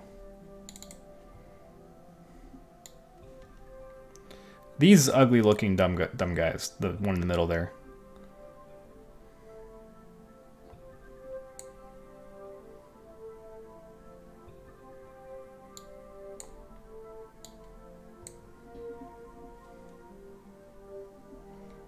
I'm not the only person you've watched play Commander Keen? I feel like I'm being cheated on.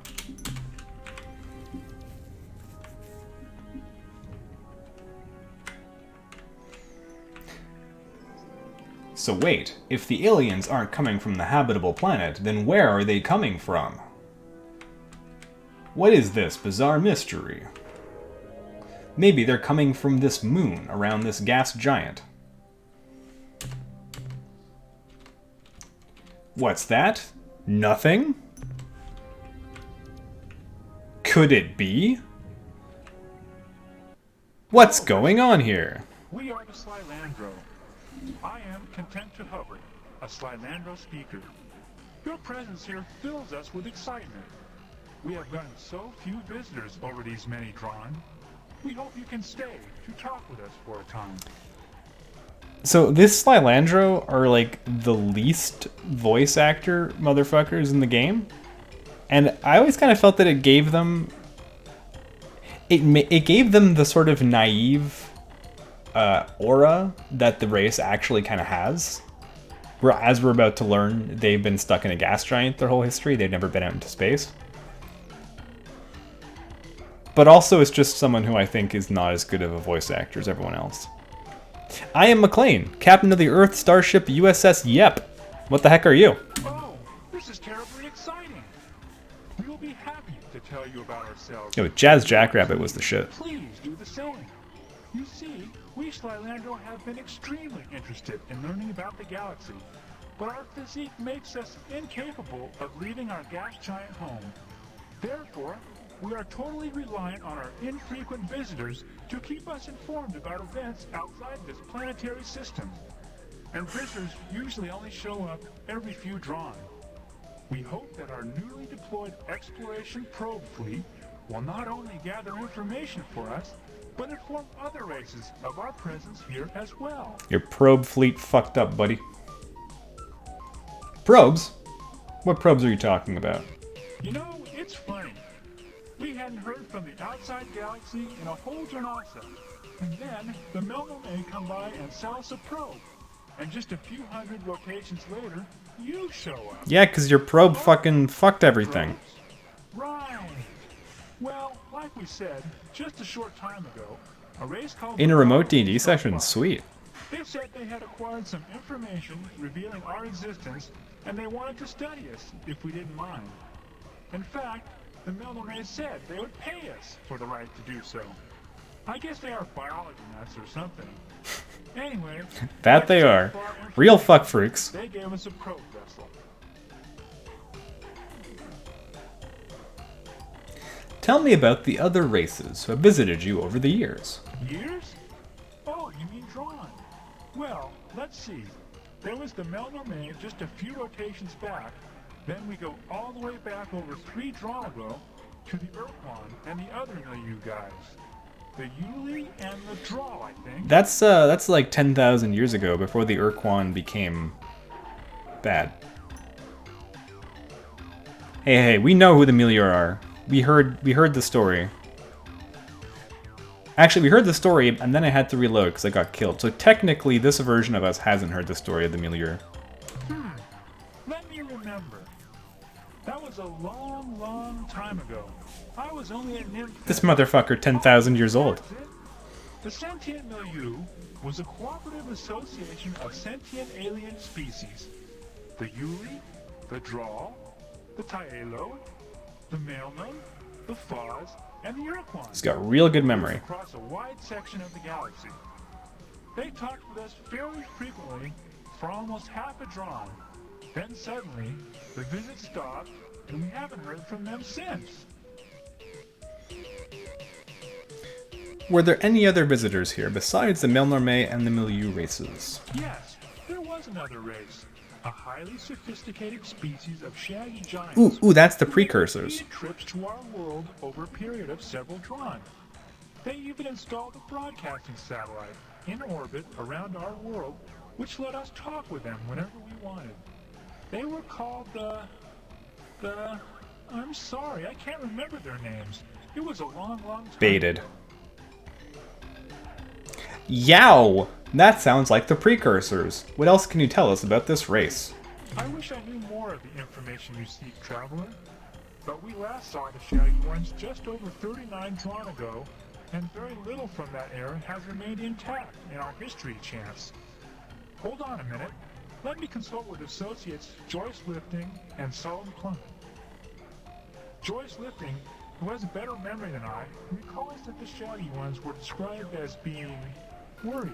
Ooh, They were ominous. hurrying from place to place, seeking knowledge as though they were in a desperate search for some important secret, some answer to a question that they never shared with us. If only they had made a sequel to this game, which would explore the mystery of the precursors, where they went, and what they were running from. They had discovered their answer, and were leaving to go somewhere, and they didn't tell us exactly where somewhere was. If only they'd made a game like that. Please, this is extremely important to us. Don't you know anymore? No, I have told you. One moment. Joyce Lifting transmits. Joyce Lifting has remembered something else, though it does not relate to the Shaggy One's question, answer, or departure destination. What my associate communicates is the description of a set of 10 worlds. Rainbow worlds. Like all others. The Shaggy Ones either discovered these Hello, planets, Cyber Apple. or, this is garbled, assembled them? We were told the planets were, again this is confusing, organized in some pattern which in some way alluded to the Shaggy One's ultimate fate. One of the worlds was described as orbiting one of a pair of blue stars not far from here. Another of these worlds circled a large white sun. That is all we can remember. These are the rainbow worlds. They make a arrow pointing in the direction that the precursors left. They went that way. That's the mystery of the Rainbow Worlds. I'm gonna spoil it for all you guys. They're going that way.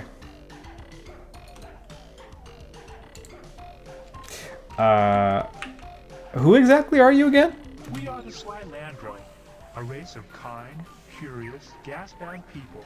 Pretty good, Cyber Apple. This is my once or twice a month allowing myself to play a boring game that bores my wife and bores my audience, but pleases the heck out of me. So we're playing Star Control 2. Sounds interesting. Tell us more. Certainly, provided you share with us similar information. What would you like to know?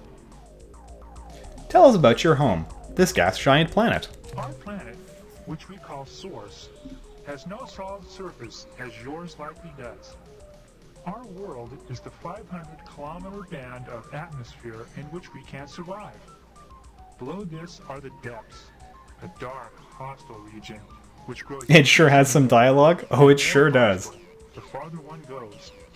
A typical feat of courage for Slylandro juveniles is to sink far enough into the depths so that the juvenile's gas bag is almost ruptured by the pressure. The tissue scars left by the trip last many rotations and are thought to attract comely mates. Yeah, Slylandro bitches love scars. When we travel up too far into void, we grow giddy and behave inappropriately. He sounds pretty happy about that. What can you tell us about your culture? We have an egalitarian society here. All are equal. Fuck it, I'm moving. Of course, that doesn't stop some people from being stupid fools and jerks. Damn. But Even the Slylandro have is stupid Source, fools and jerks. where there are no barriers to restrict your travel. If someone is Yo, bothering thanks you, for stopping by, Lord Crazy. go somewhere else. As you might have guessed, we have no physical technology. In our long history, Egalitarian? several of our people have No tried NFTs? projects constructing They weapons accept me even if I'm a stupid fool or jerk? I'm moving. But eventually, whatever it was they were building got too heavy and dragged them down to the depths. So, tell me about your history. Since we possess no technology, we have no permanent way to record the passing of events. Instead, we use the history chants, long songs whose rhythms and patterns help prevent the introduction of error into the record. When the Shaggy Ones first arrived over 41 drawns ago, we had no words for aliens or ships, for stars or planets. Our skies are an opaque swirl of colors. We knew Shaggy. nothing of the universe Yeah, around the solar precursors are described as being the like Shaggy Ones taught us most of the new words. like But after they furry departed, brontosauruses, we remembered them basically. for the many long drawn, until ships from the sentient milieu arrived. Tell us about your biology. Our world, which we call Source, has been home to our species for many thousands of drawn. We evolved from simpler, unimodular beings. Wait, Onyx, have you not seen Convection cells. the Yehat? We were little more than I don't think you were there that night. humans, I think you'd like the lying Yehat. at the edge of wind walls, straining the air for small animalcules. But even then, we were social creatures who invented language so that we could better cooperate when herding food into dense concentrations. Yeah, Hundreds dude. of species here in Source. You know, I think we'll take a little trip down and say hello to the Yehat Hunters and the Pakunk. parasites, but so far, we are the only species here to achieve intelligence. Thank you, that's sufficient. My pleasure. Now let's talk about you and your peoples. Okay. Wait, he's not actually gonna ask questions? So, what are those glowy bits inside of you? Actually, first I'm gonna ask him how long a drawn is. The drawn is our primary unit of time. It lasts for an interval equivalent to 4 million rotations of our planet. Oh, Jesus fuck. A drawn is subdivided into 2,000 dramasa. Now please, our turn. Will you tell us about yourselves? Are they amoeba? They're gaseous.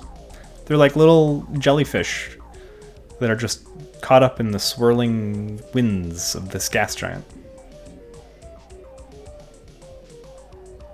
Most of us come from a large rocky world called Earth. Yes, that seems to be the pattern. Just about everyone who comes by here says they developed on a world a lot like that. As far as we know, we're the only sentient species who's ever evolved in the atmosphere of a gas giant. Of course, from what we know, most travelers like yourselves don't have much interest in gas giants. So maybe there are others like us, Philandro, out there somewhere. Maybe. Not in this video game, though. We travel the galaxy in starships, seeking knowledge and contact with other sentients. That must be great, to leave your planet and roam the stars. You don't know how monotonous living on a gas giant for 3 or 4 Drawn can be. Clouds, clouds, clouds. Wind, lightning, clouds, clouds, clouds. That's it. We know a lot about clouds. If you've got any cloud questions, ask us. We have over 800 different symbolic references just to describe them. Sick. Most of the time, when we aren't eating, we hover around and talk about what the clouds look like. Of course, the only things we know about are clouds, food, and other Slylandro. So generally, that's what we think the clouds look like. Sounds great. Our primary objective right now is to free ourselves from the evil Urquan. The Urquan? The long brownish guys from the milieu with all the eyes and arms? They used to come visit us regularly Back about 3 Drawns ago. when the Urquan were good. They told us about They used to be all the brown. interesting things Now there are green Urquan and black Urquan. They were really nice. Why do you fight with them? No, ours are green. But the Urquan were such good guys. They had lots of interesting things to tell us about, and they never got impatient with our questions. Well, I guess a lot can happen to a species in 3 Drawn, like turning green and evil.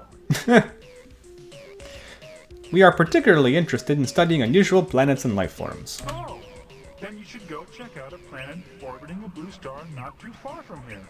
I think there is another blue star right Yeah, it's a rainbow world. I got it I can't already. describe exactly where it is, but the people who told us about it, the Urquan I think, said that it was one of the rarest worlds in space, and that as far as they knew, there were only 10 of these planets in this part of the galaxy.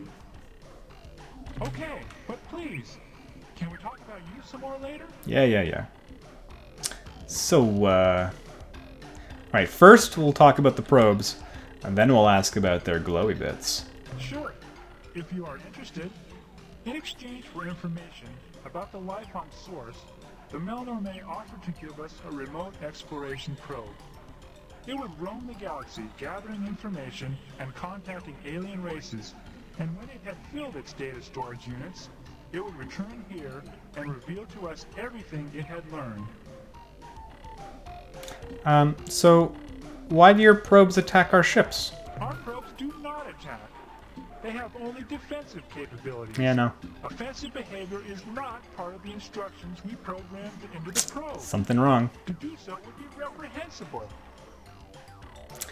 Yeah, can we talk a little bit more about the probe's program? Sure. What would you like to know? We're gonna debug your probe, bro. Would you, yeah, you mentioned the probe's defensive capabilities. Elaborate. That behavior was hard-coded by the Melnor May. We couldn't mess with it. Essentially, the probe will only fire its weapons if it has been attacked Nope. and cannot communicate with the attacker. That's not what happened. When defending itself, it uses its lightning weapon. No. The probe is armed with a battery of missiles. Nope. It doesn't use its electrical discharge device in combat. Incorrect. What missile batteries? It always attacked us with lightning bolts. That's impossible. It's inconceivable. The electrical discharge device is used only for breaking down raw replication materials Yep. into their component compounds for easy gathering. Yep. So let's take a look at your program, bro. Let's debug your program. What'd you do wrong? Sure.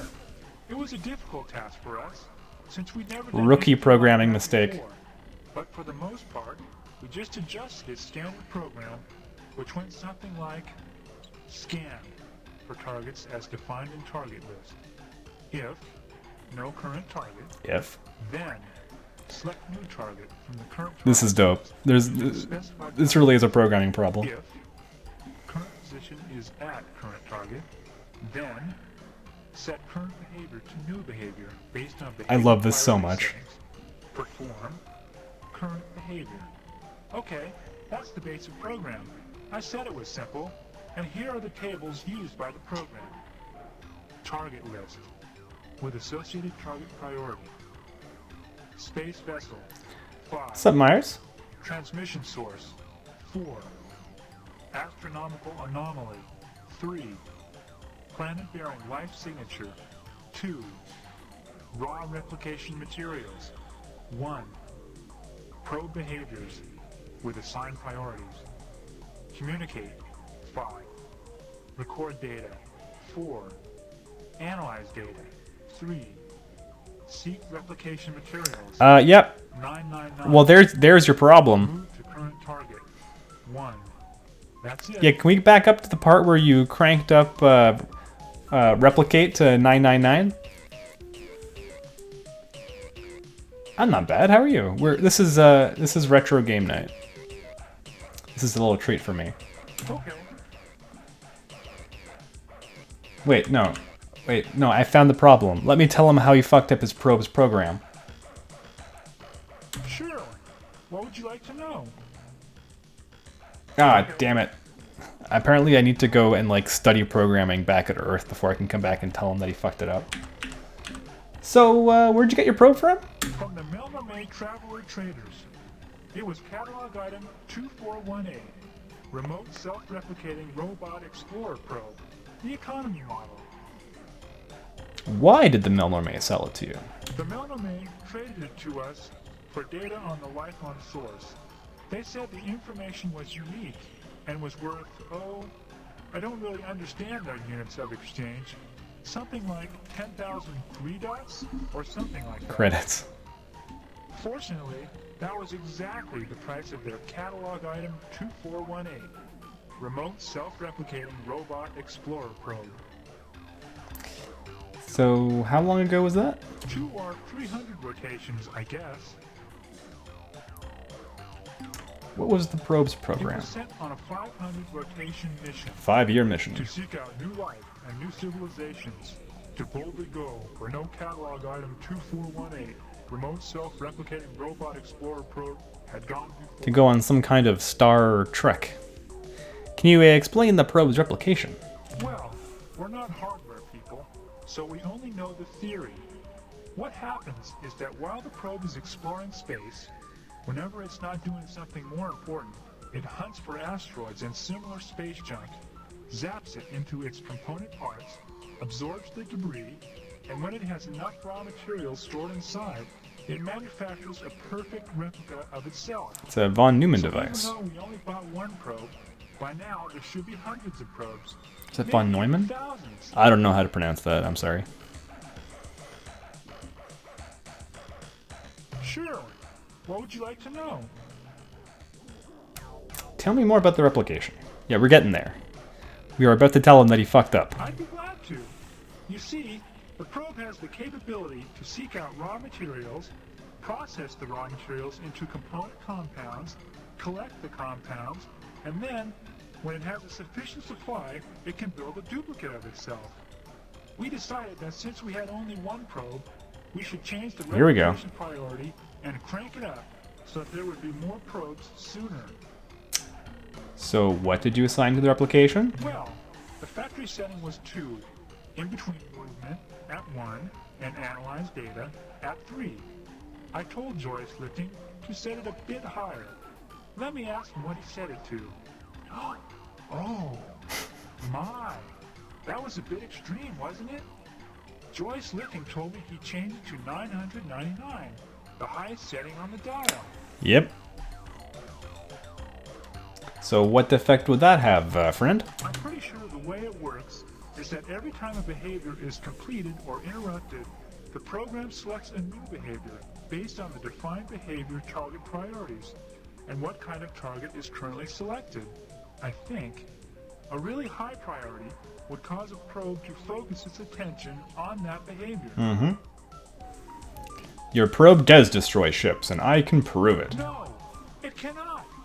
It is not programmed for hostile behavior. What is your reasoning? Yeah, think about a probe's replication. The probe seeks raw materials. Oh, we're really gonna we're gonna walk him through it one bit at a time till he learns some programming. The answer is simple. It would spend more of its time seeking raw materials for its replication process. So what? What will it do to a ship, given that the replication is set to maximum? I don't see what you are getting at, but I'll play along with you. Like I said, alien ships are the top priority target. Once a probe scanned a ship... Hey there, well that was fun. It's just a thing about how in Dead by Daylight, like, I worked on things people like, and I worked on things people didn't like, and it's hard for people to accept that the same person can do things that they like and don't like, I guess. I don't know. I probably had something in mind at the time, but I don't remember now. New behavior would be selected, and since the replication setting was set to maximum, the probe wouldn't get time to pick a new target. It would use the current target, the ship, for raw replication materials. He's getting it. Process the ship, break it into component compounds with electrical discharges. Oh no! What have we done? You fucked up. Traveler, you must tell us what we can do! How can we stop the probes from destroying all life in the galaxy? He finally clued in. I don't suppose you have some kind of mega self-destruct code or something. Why yes, there is! Oh, hell yeah! You're a genius, Traveler! Why didn't we remember that? Oh, there's a problem though. How are we going to transmit the code? Well, while we ponder that problem, at least we can give you the code sequence. That way, if you run into a probe, you can destroy it without getting shot at. Well, that's good. So, now that we've solved the plot, it's time to ask him about his glowy bits. Oh my! I forgot. You creatures see in the visual range and can see our... we can't see them. What I mean to say is, they are... we use them when the male and the female... well, look. I'd rather if you didn't ask about them, okay? Especially not in front of Soul and Plummet. She's shy. I said, what are those glowy things inside you? Great. Now you've done it. Just look at Soul and Plummet. You've embarrassed her so badly that she can't even regulate her ballast. Oh, look, I'm sorry I asked about your glowy bits. That's okay.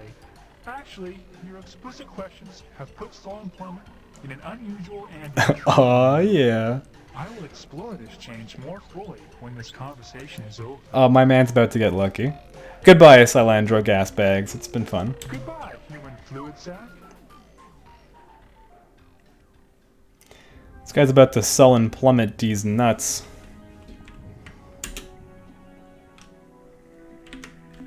Or something, I don't know. Moving along. So, we now have a code to self-destruct any probes we come across, and later on we'll find a way to broadcast that code. Oh, looks like we're going to get a chance to use it right away. So, here's the murder probe. We come in peace. Transmit destruct sequence. Engaging self-destruction circuitry. Dope. I just got 550 credits for nothing. Pretty fucking sweet, actually.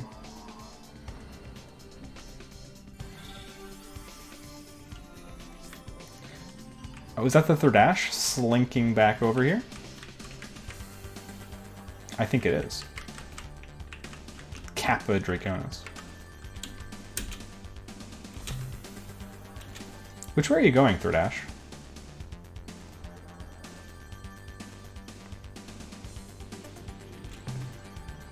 Yeah, they're headed back. So let's go talk to them. We baited them into going to fight the Korra. Let's see how they're feeling about it. It is a pretty good way to farm, actually, yeah.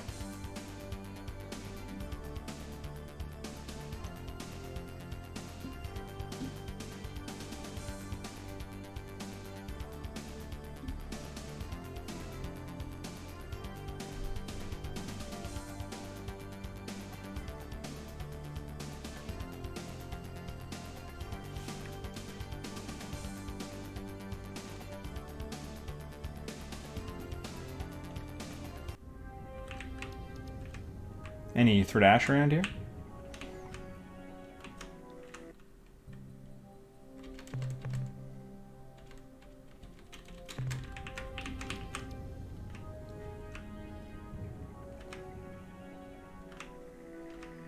big pink gas giant. But there probably aren't any interesting creatures in it.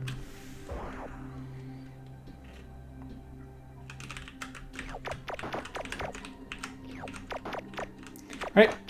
Catch you next time, Cyber Apple. Thanks for stopping by. I'm going to have a Eurozone stream at the end of the month. If you're interested in this kind of thing, by which I mean my stream in general, not just Star Control, I have a stream schedule up in Discord, !Discord if you're interested, and I have, at the end of the month, one weekend stream. I'm going to do Kill Your Subs. No, Kill Your Fans. Yes, that's right. Kill Your Fans. At the end of the month on Sunday for games with subs. Dead by Daylight games. It's been a long time since I've done a Euro-friendly stream.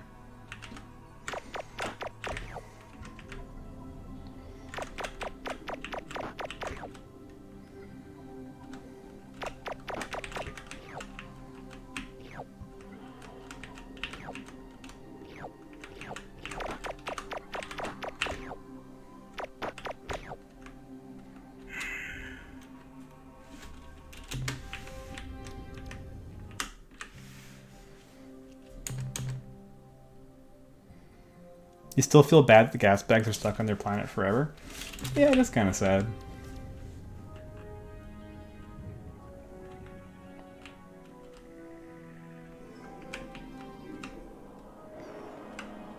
I think we just have to get BB better boots, baby. Those paws are too small, also.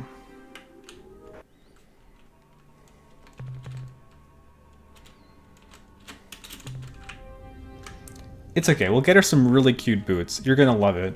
You're going to love shopping around for, like, cute little different boots that we can put on our cute little dog.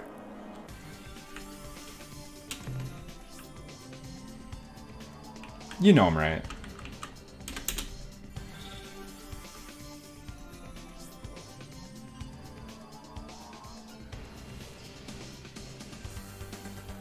Should probably save.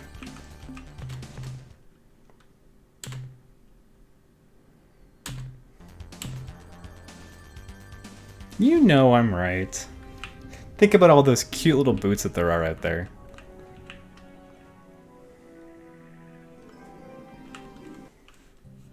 Little doggy Uggs.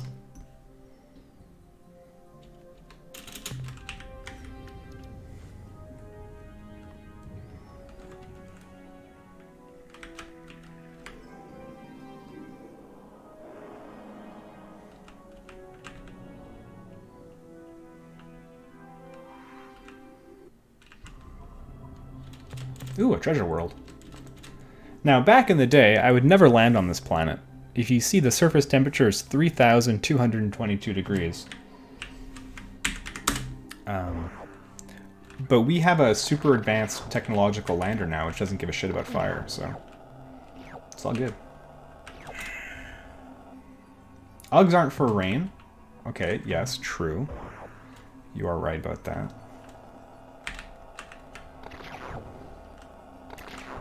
Puppy wellies?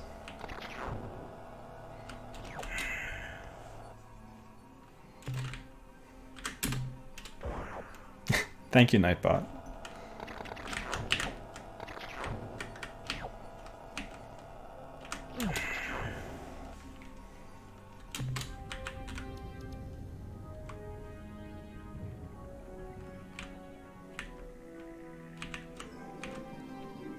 So this is a supergiant star, which means, here they are.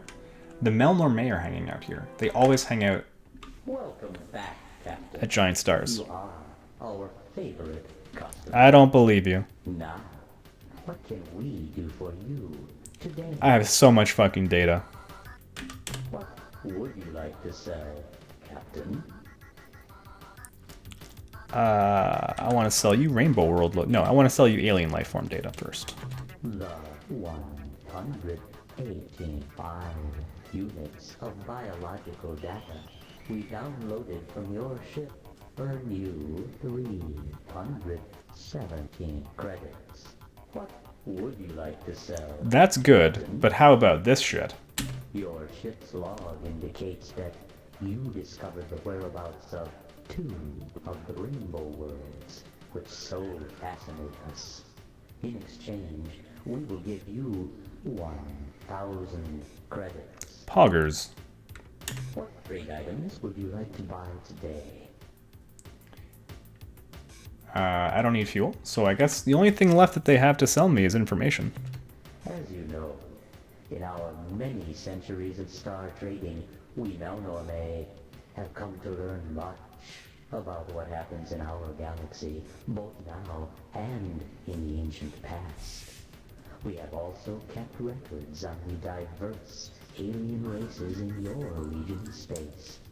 We will share this crucial knowledge with you for a fee of 75 credits per informative fact. We can buy a lot of facts.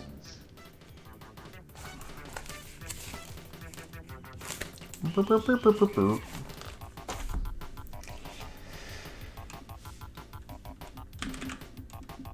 gonna buy a bunch of history? I think we're gonna buy a bunch of history.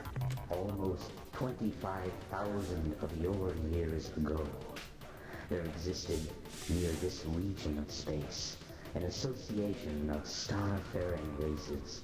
I'll take a dozen facts, thanks. This group formed over several thousand years to mutually enrich their respective cultures, to provide a safe creche for emerging sentient species, and a safe creche, you say? A degree of protection from external hostilities via military alliance. Of the 7 most active milieu members, the most famous race, indeed, you know them well, Captain, were the Urquan. Yep. The Urquan evolved on a harsh planet, orbiting a star outside this region of space.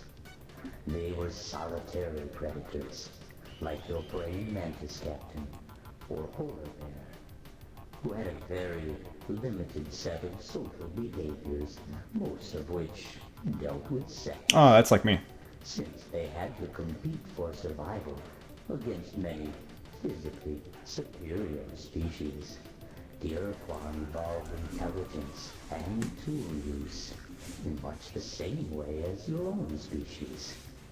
The Urquan also learned to master their fierce territoriality, to build a cooperative planetary culture. When the Urquan were discovered by the Taeo, they had just begun exploring their solar system in crude atomic vehicles. Although the Urquan attacked what they thought to be an invader, the Taeo were patient. They explained the purpose of the sentient milieu and offered the Urquan membership. The Urquan recognized the benefits that such a system provided, and once more conquered the hunting beast within themselves. To become cooperative, productive members of the milieu, this lasted for several thousands of years. Oh, dope. Actually, Onyx, I said I was gonna go pay a visit to the birds. I'm gonna do that.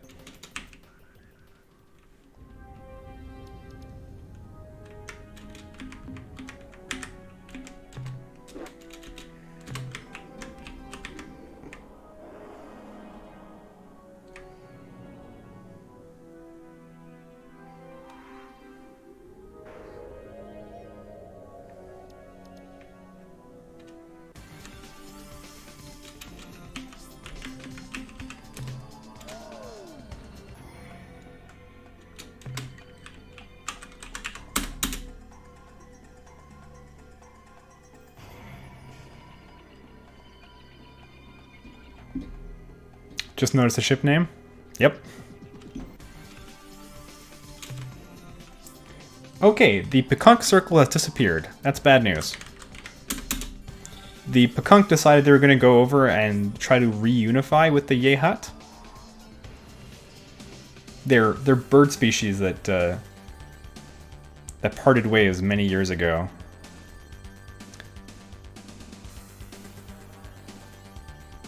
And now they've disappeared.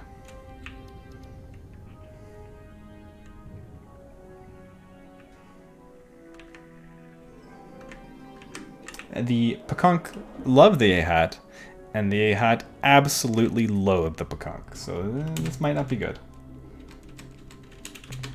This might be bad news.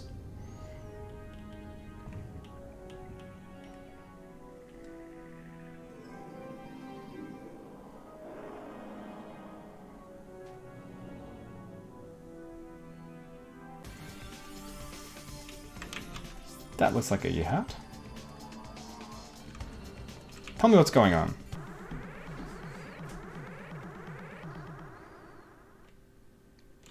Human, I'm beginning to think that you're touched for sure. You tempt fate and our sympathy too much, I think. This time, perhaps, we cannot be as much your friends as you would like. So the deal with these guys is that they used to be on our side. They're like a proud race of Scottish warrior space birds. And in the last war, they were getting ready for the final fight to the death against the Urquan when the Queen just announced that they were changing sides. And they never really recovered. What about your legendary honor, your courage? What would the Shafixty think? Did I work on We Happy Few? I did not, Jesse Fish. I'm vaguely familiar with it, though. We have fallen so far. We're not being the same great birds of prey your people were once knowing and trusting. We have each betrayed the honor of our clan. Just as our queen is betraying each of us with her association with the Urquan. This guy's having some feelings. Child species, the Shafixty were being here today, the shame. Oh, the shame, it would be unbearable.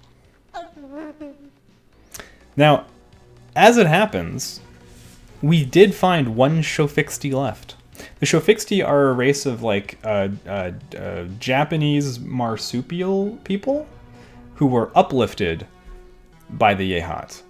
Unfortunately, they blew themselves up to destroy a bunch of Urquan during the war, but not quite all of them. We found one lonely old Shofixty defending the home system, but only one. This may come as a shock, but the Shofixty are reborn. Well, more like there's one left. If this is being a true thing, there will be many changes, but we are a species long ways in the ways of defeat. You must be proving these words you say, Captain. What genre of game is this? This is like a space exploration, talking to aliens, mining planets to upgrade your ship, 2D ship combat kind of game. Well, I mean, I don't have one right here. Ah, shit. Nothing more. I pissed him off. Human, we have been patient with you up to this point, but now you have gone too Ah, far. gosh darn it. Skillfully rubbed the salt into our wounds. Ah, fuck. And shall pay for it in blood. Ah, shit.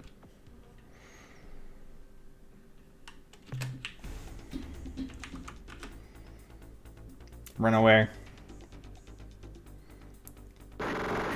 Pew!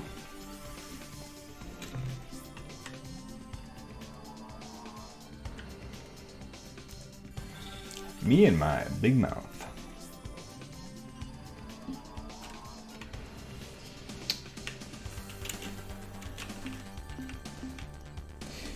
So, yeah, I think I'll leave it there for... No, wait. There was one thing I wanted to do. I wanted to go talk to Third Ash and see how they felt after getting trashed by the Korra. Then we'll leave it.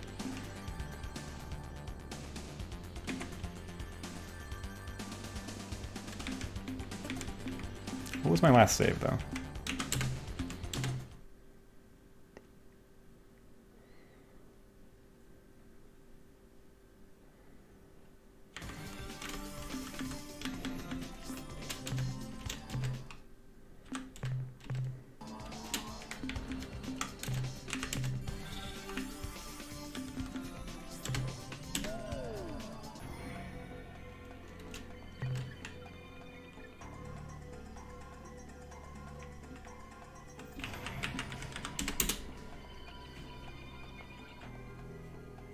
Gonna go talk to the angry rhino people.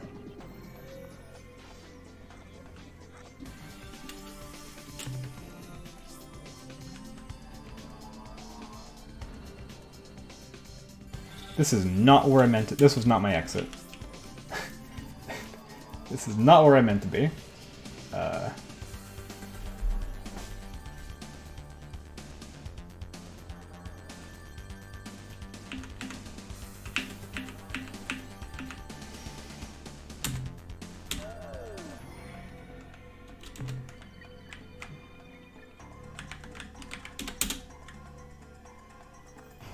So in this quasi-space, each one of these little portals brings me somewhere in the regular space map, but the only way to know which one goes where is if you've got like a map somewhere.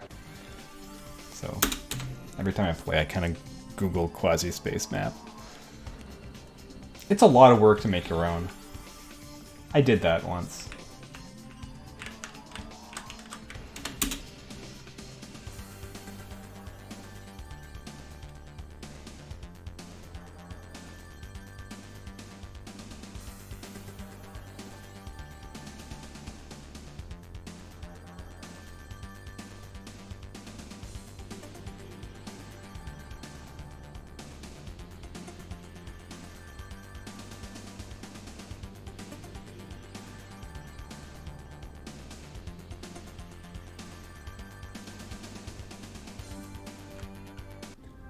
Any thrash here? Alright, let's talk.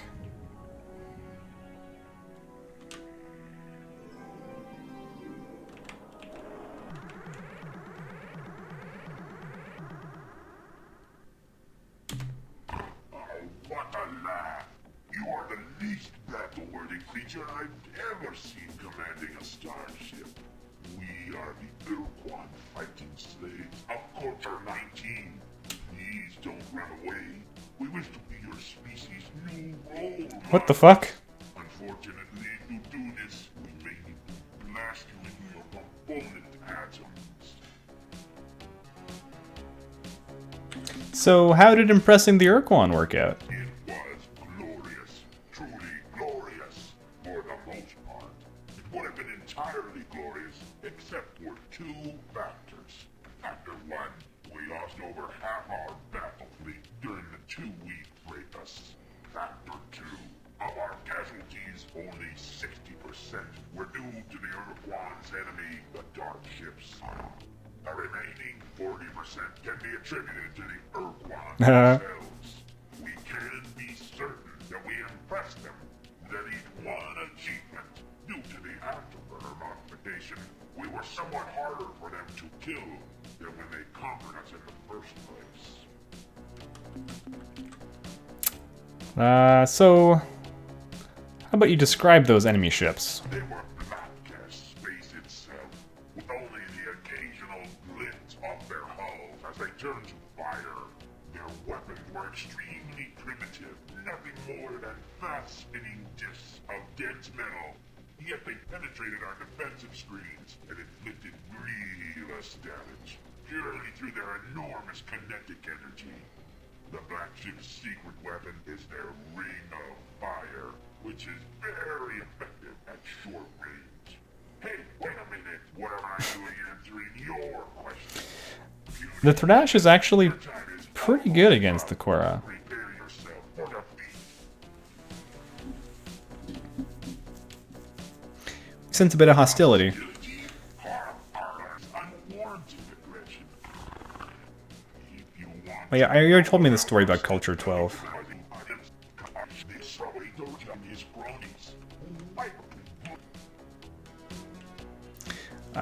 We wish nothing from you, save your friendship. After we have made you our slaves, we can accommodate your wishes. Until then, You're strong. We like strong. We be friends now, okay? we are strong, you are weak, and we hate weak. We do not need weak friends. We only want slaves and teachers. Oh yeah, I went to a school like that once. Teach us and refuse to be our slave, then you are our enemy. Such logic must be obvious even to a stupid being like yourself.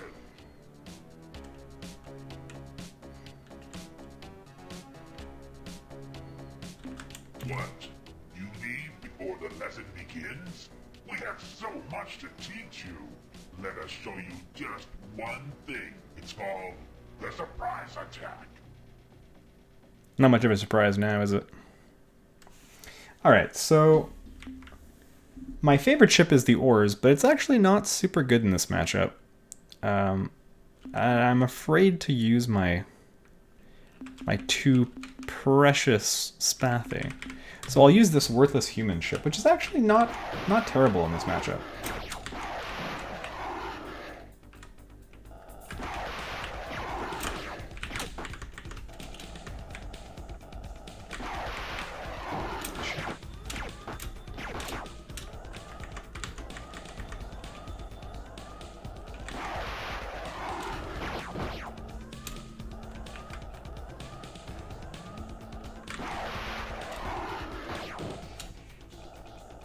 Having more luck just blasting with point defense lasers.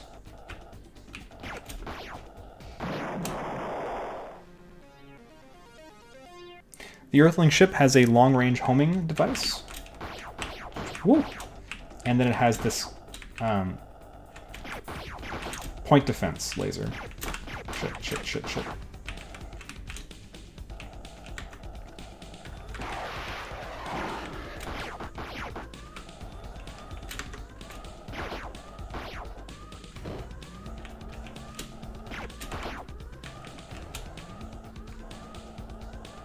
I'm gonna lose this human. Aw, fuck! Crashed into the planet.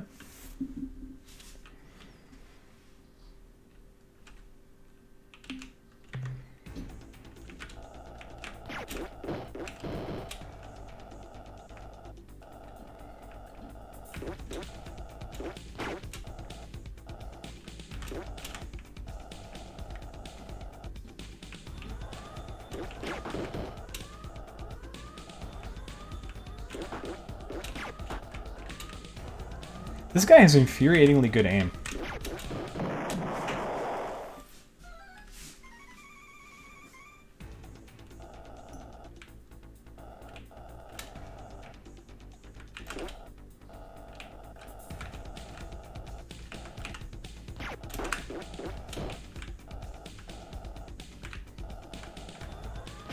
How's Star Control treating me?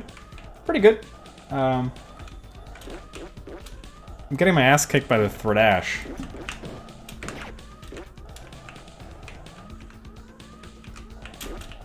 Although we solved the von Neumann catastrophe. We went and talked to these guys who live in a gas giant, whose only interaction with the outside world is with these probes. That they're kind of like rookie programmers, so they accidentally set the replication value of the probe too high. Great time. And that's why their probe is destroying the galaxy.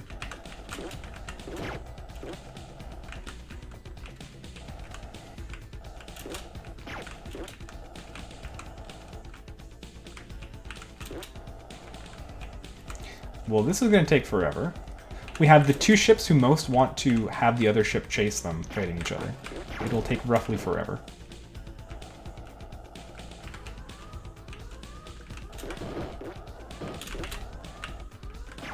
What's up, Acromel? How was the episode?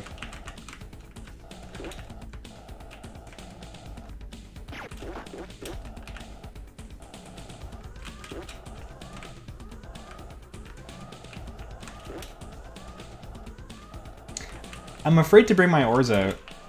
I'm afraid that I'm going to lose my big, expensive ores ship to this shitty little Thredash.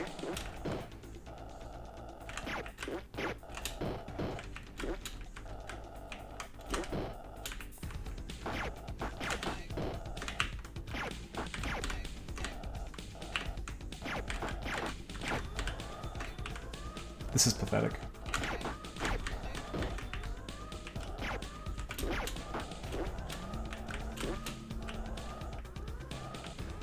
I'm bringing that Star Control 2 cred. I know, right? Tapping into undiscovered Twitch markets. How did all three of those miss? This guy's hacking. Get him out of here. Okay, like, I cannot afford to lose one of my last Spathy.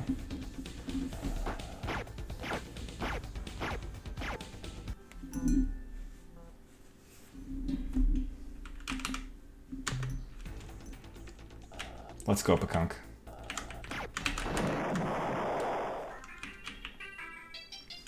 And these ships are also irreplaceable. Can't get any more of them.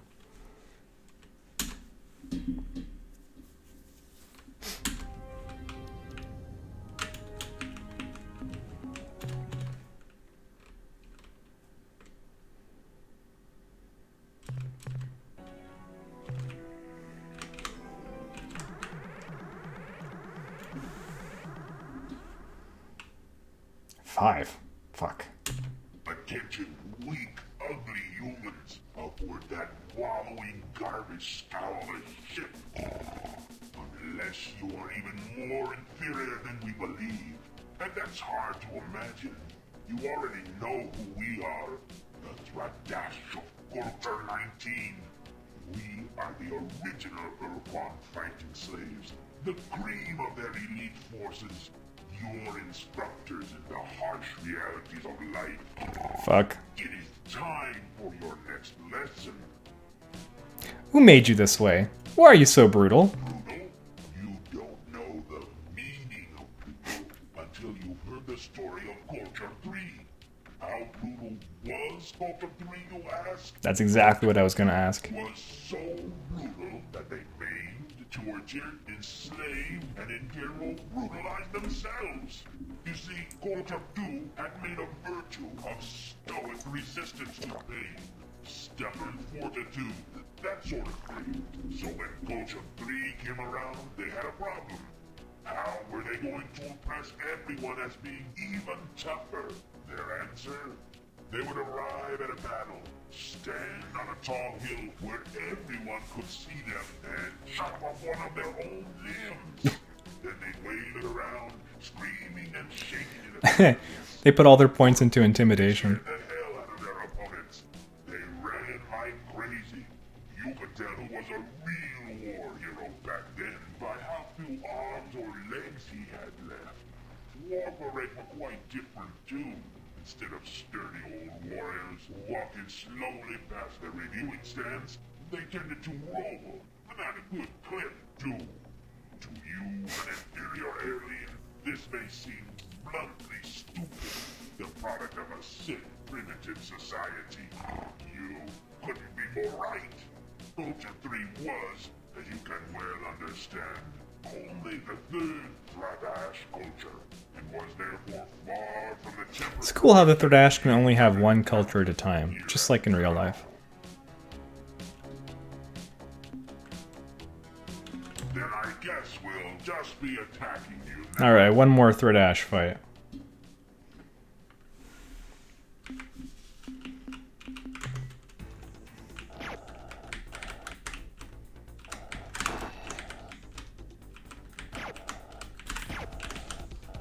Oh yeah, gotta recharge. Quit, fool, idiot, loser, stupid, quit, dodo, moron, wimp. The Pakunk are they're pretty good, I guess. Baby, worm, dummy, wimp. Baby, worm, idiot, baby, jerk, wimp, idiot, loser.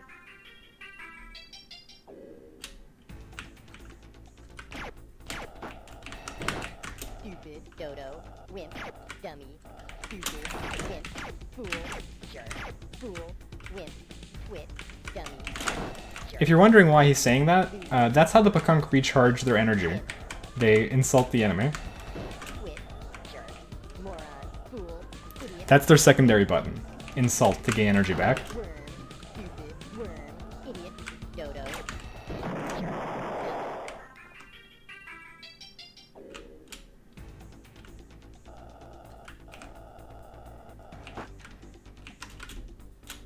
dummy. Wow. Idiot, fool, stupid, dummy, dodo, idiot, baby, dummy, jerk, dummy, quit, jerk, loser, dummy, baby, stupid, Oof. quit, dodo, Unfortunately, I can't buy any more Pakunk ships. It's kind of an irreplaceable resource. loser, stupid, wimp, fool, idiot, loser, jerk, baby. He crashed.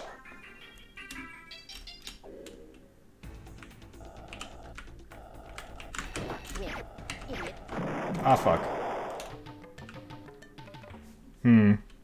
That's too bad. Well, time to waste the other one.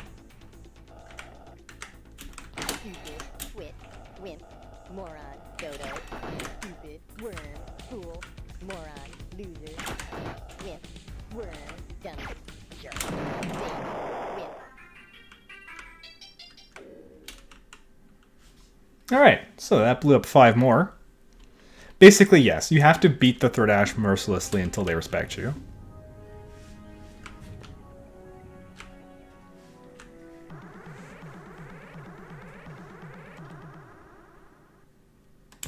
Perhaps humans can fight after all. If our reports are accurate, we will test this hypothesis in the laboratory of life. In glorious battle, your puny, inadequate weaponry is no match for the Thordash Mark 6 blaster with its 4 megawatt energy discharge. Please. Nor can your slow, bloated tubs compare to our flash turbo-boosted warships. We have nothing to fear, inferior aliens. You have What's up, Aquamelon? get intruded upon the territory of the Thordash. This is a patrolled region of space. Your presence here is considered an act of war. How wonderful! We are strong. Yeah. Let's get to the fighting. That sounds pretty cool, Aquamelon. Well, I guess we're gonna sacrifice Raven over here.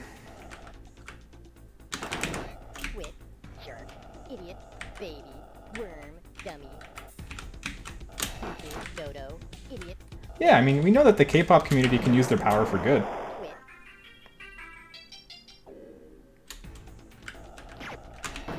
Wimp, moron, wimp, fool, dummy, loser. Stupid, baby, jerk, fool, wimp, twit, fool, jerk, twit, loser, dodo, moron, loser, idiot. Ah, fuck. Well, that's it for my Pakunk. We're really taking a beating here.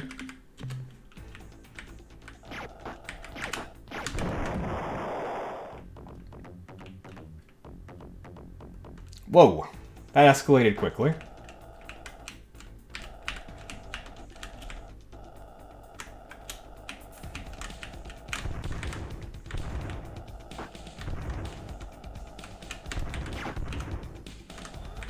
Ah, fuck. Go.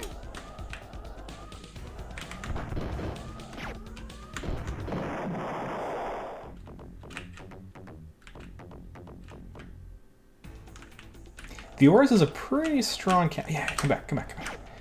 Fuck. A pretty strong cannon on the Oars.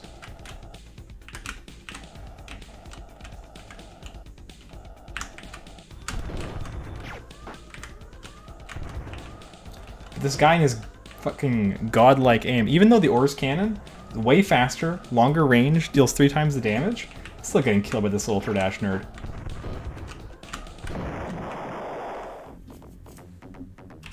Fucking run!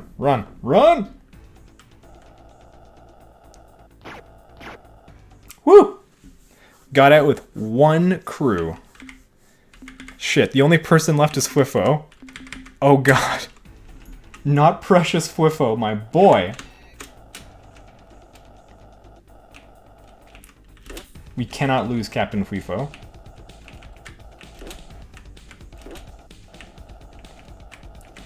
Lads, we have never had such an important battle.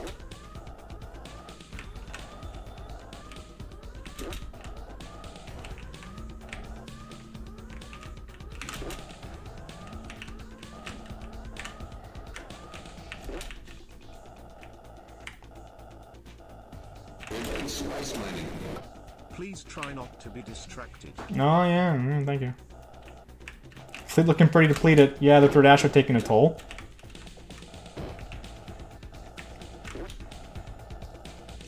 So chat, I think most players of this game use a bit of a different strategy. They outfit the mothership with very advanced weaponry, which makes a lot of these fights actually pretty trivial. I've decided not to do that. I've decided on basically fleet combat only. This is like the extreme hard mode. This is like the Nuzlocke challenge of Star Control 2.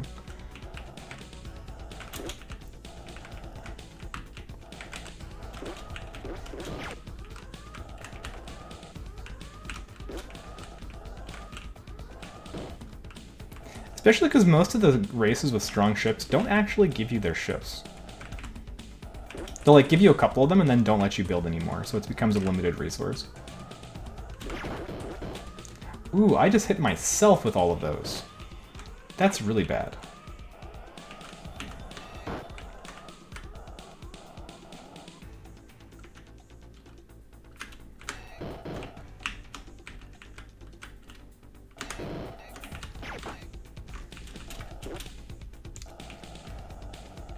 Things are not looking good for FIFO, actually.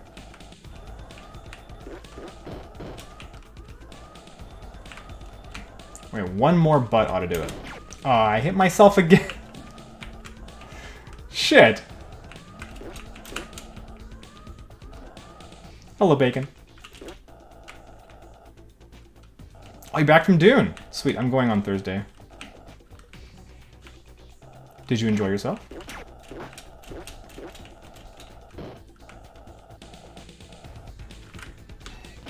I missed. Oh god. Oh god, oh FIFO.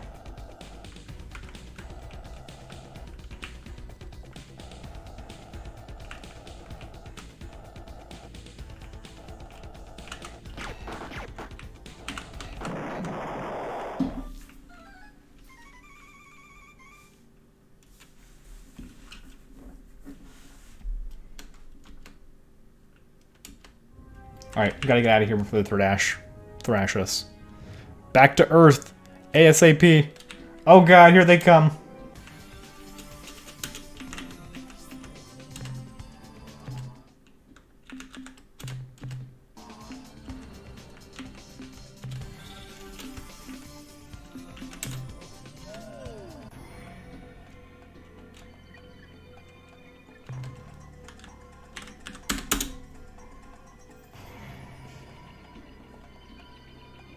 Yeah, we took some pretty serious damage there. We lost half the fleet. And I don't think we can really afford to replace them either.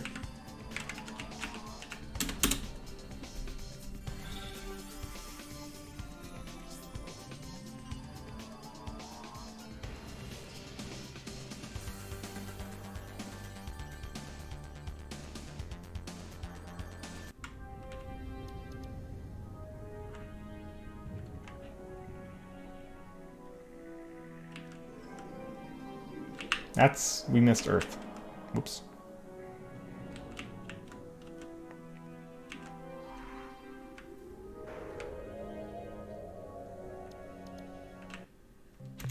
I'm at your disposal, Captain. Before we proceed, I wanted you to know we're receiving a priority distress call from the Zokfot homeworld at Alpha Tucanae. Oh, great. The signal was urgent but extremely weak. The only portions of the transmission that we can be sure of are help, Black Destroyer, planet under attack, help, worse than Zabranki, whatever that means, and finally, help. Oh, that's bad. Also, this seems strange to me and I considered not bringing it up, but not long ago, 6 of my people fell unconscious simultaneously for no apparent reason. When they awoke hours later, they reported being overwhelmed by a feeling of something very wrong that had taken place. Oh. The medtechs couldn't find anything wrong with these crew members, but they discovered one correlation. All 6 of them have exceptionally... Well, that's very ominous. The analysis reads as follows. Subject, Slylandro probe destruct code sequence. Data. This is a complex sequence of program instructions using an encryption sequence similar in some ways to the rolling Fung algorithm. Summary, when a Slylandro probe approaches, open a hailing frequency, wait for a response, and then transmit the code. That's the end of our scientist's report.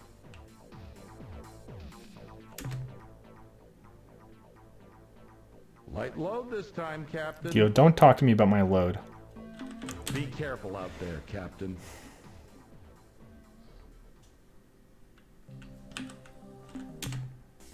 Alright, what can we buy? The fleet is looking pretty fucked. What can we buy? We could buy 2 more Earthling cruisers. They're pretty good against Thradash. Or maybe one Earthling cruiser and 1 Oars.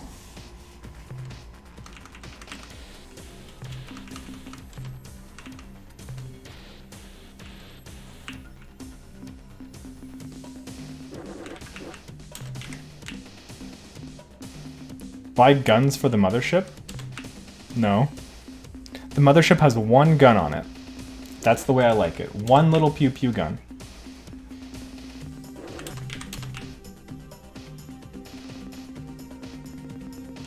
It's not even the most powerful kind of gun. It's the weakest kind of gun.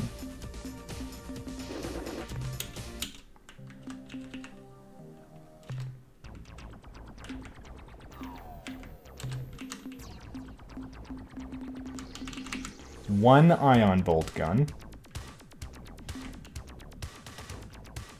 And a point defense laser.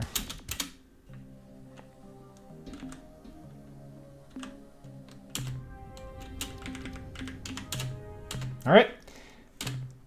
So we'll end on a downer. We'll pull a Empire Strikes Back. We've just been pretty badly beaten by the Thradash. Take our limping fleet back home, see what we can do, and see if we can turn it around next time. For, I'm not going to say the conclusion. Actually, we still have a lot of stuff to do. This game's long.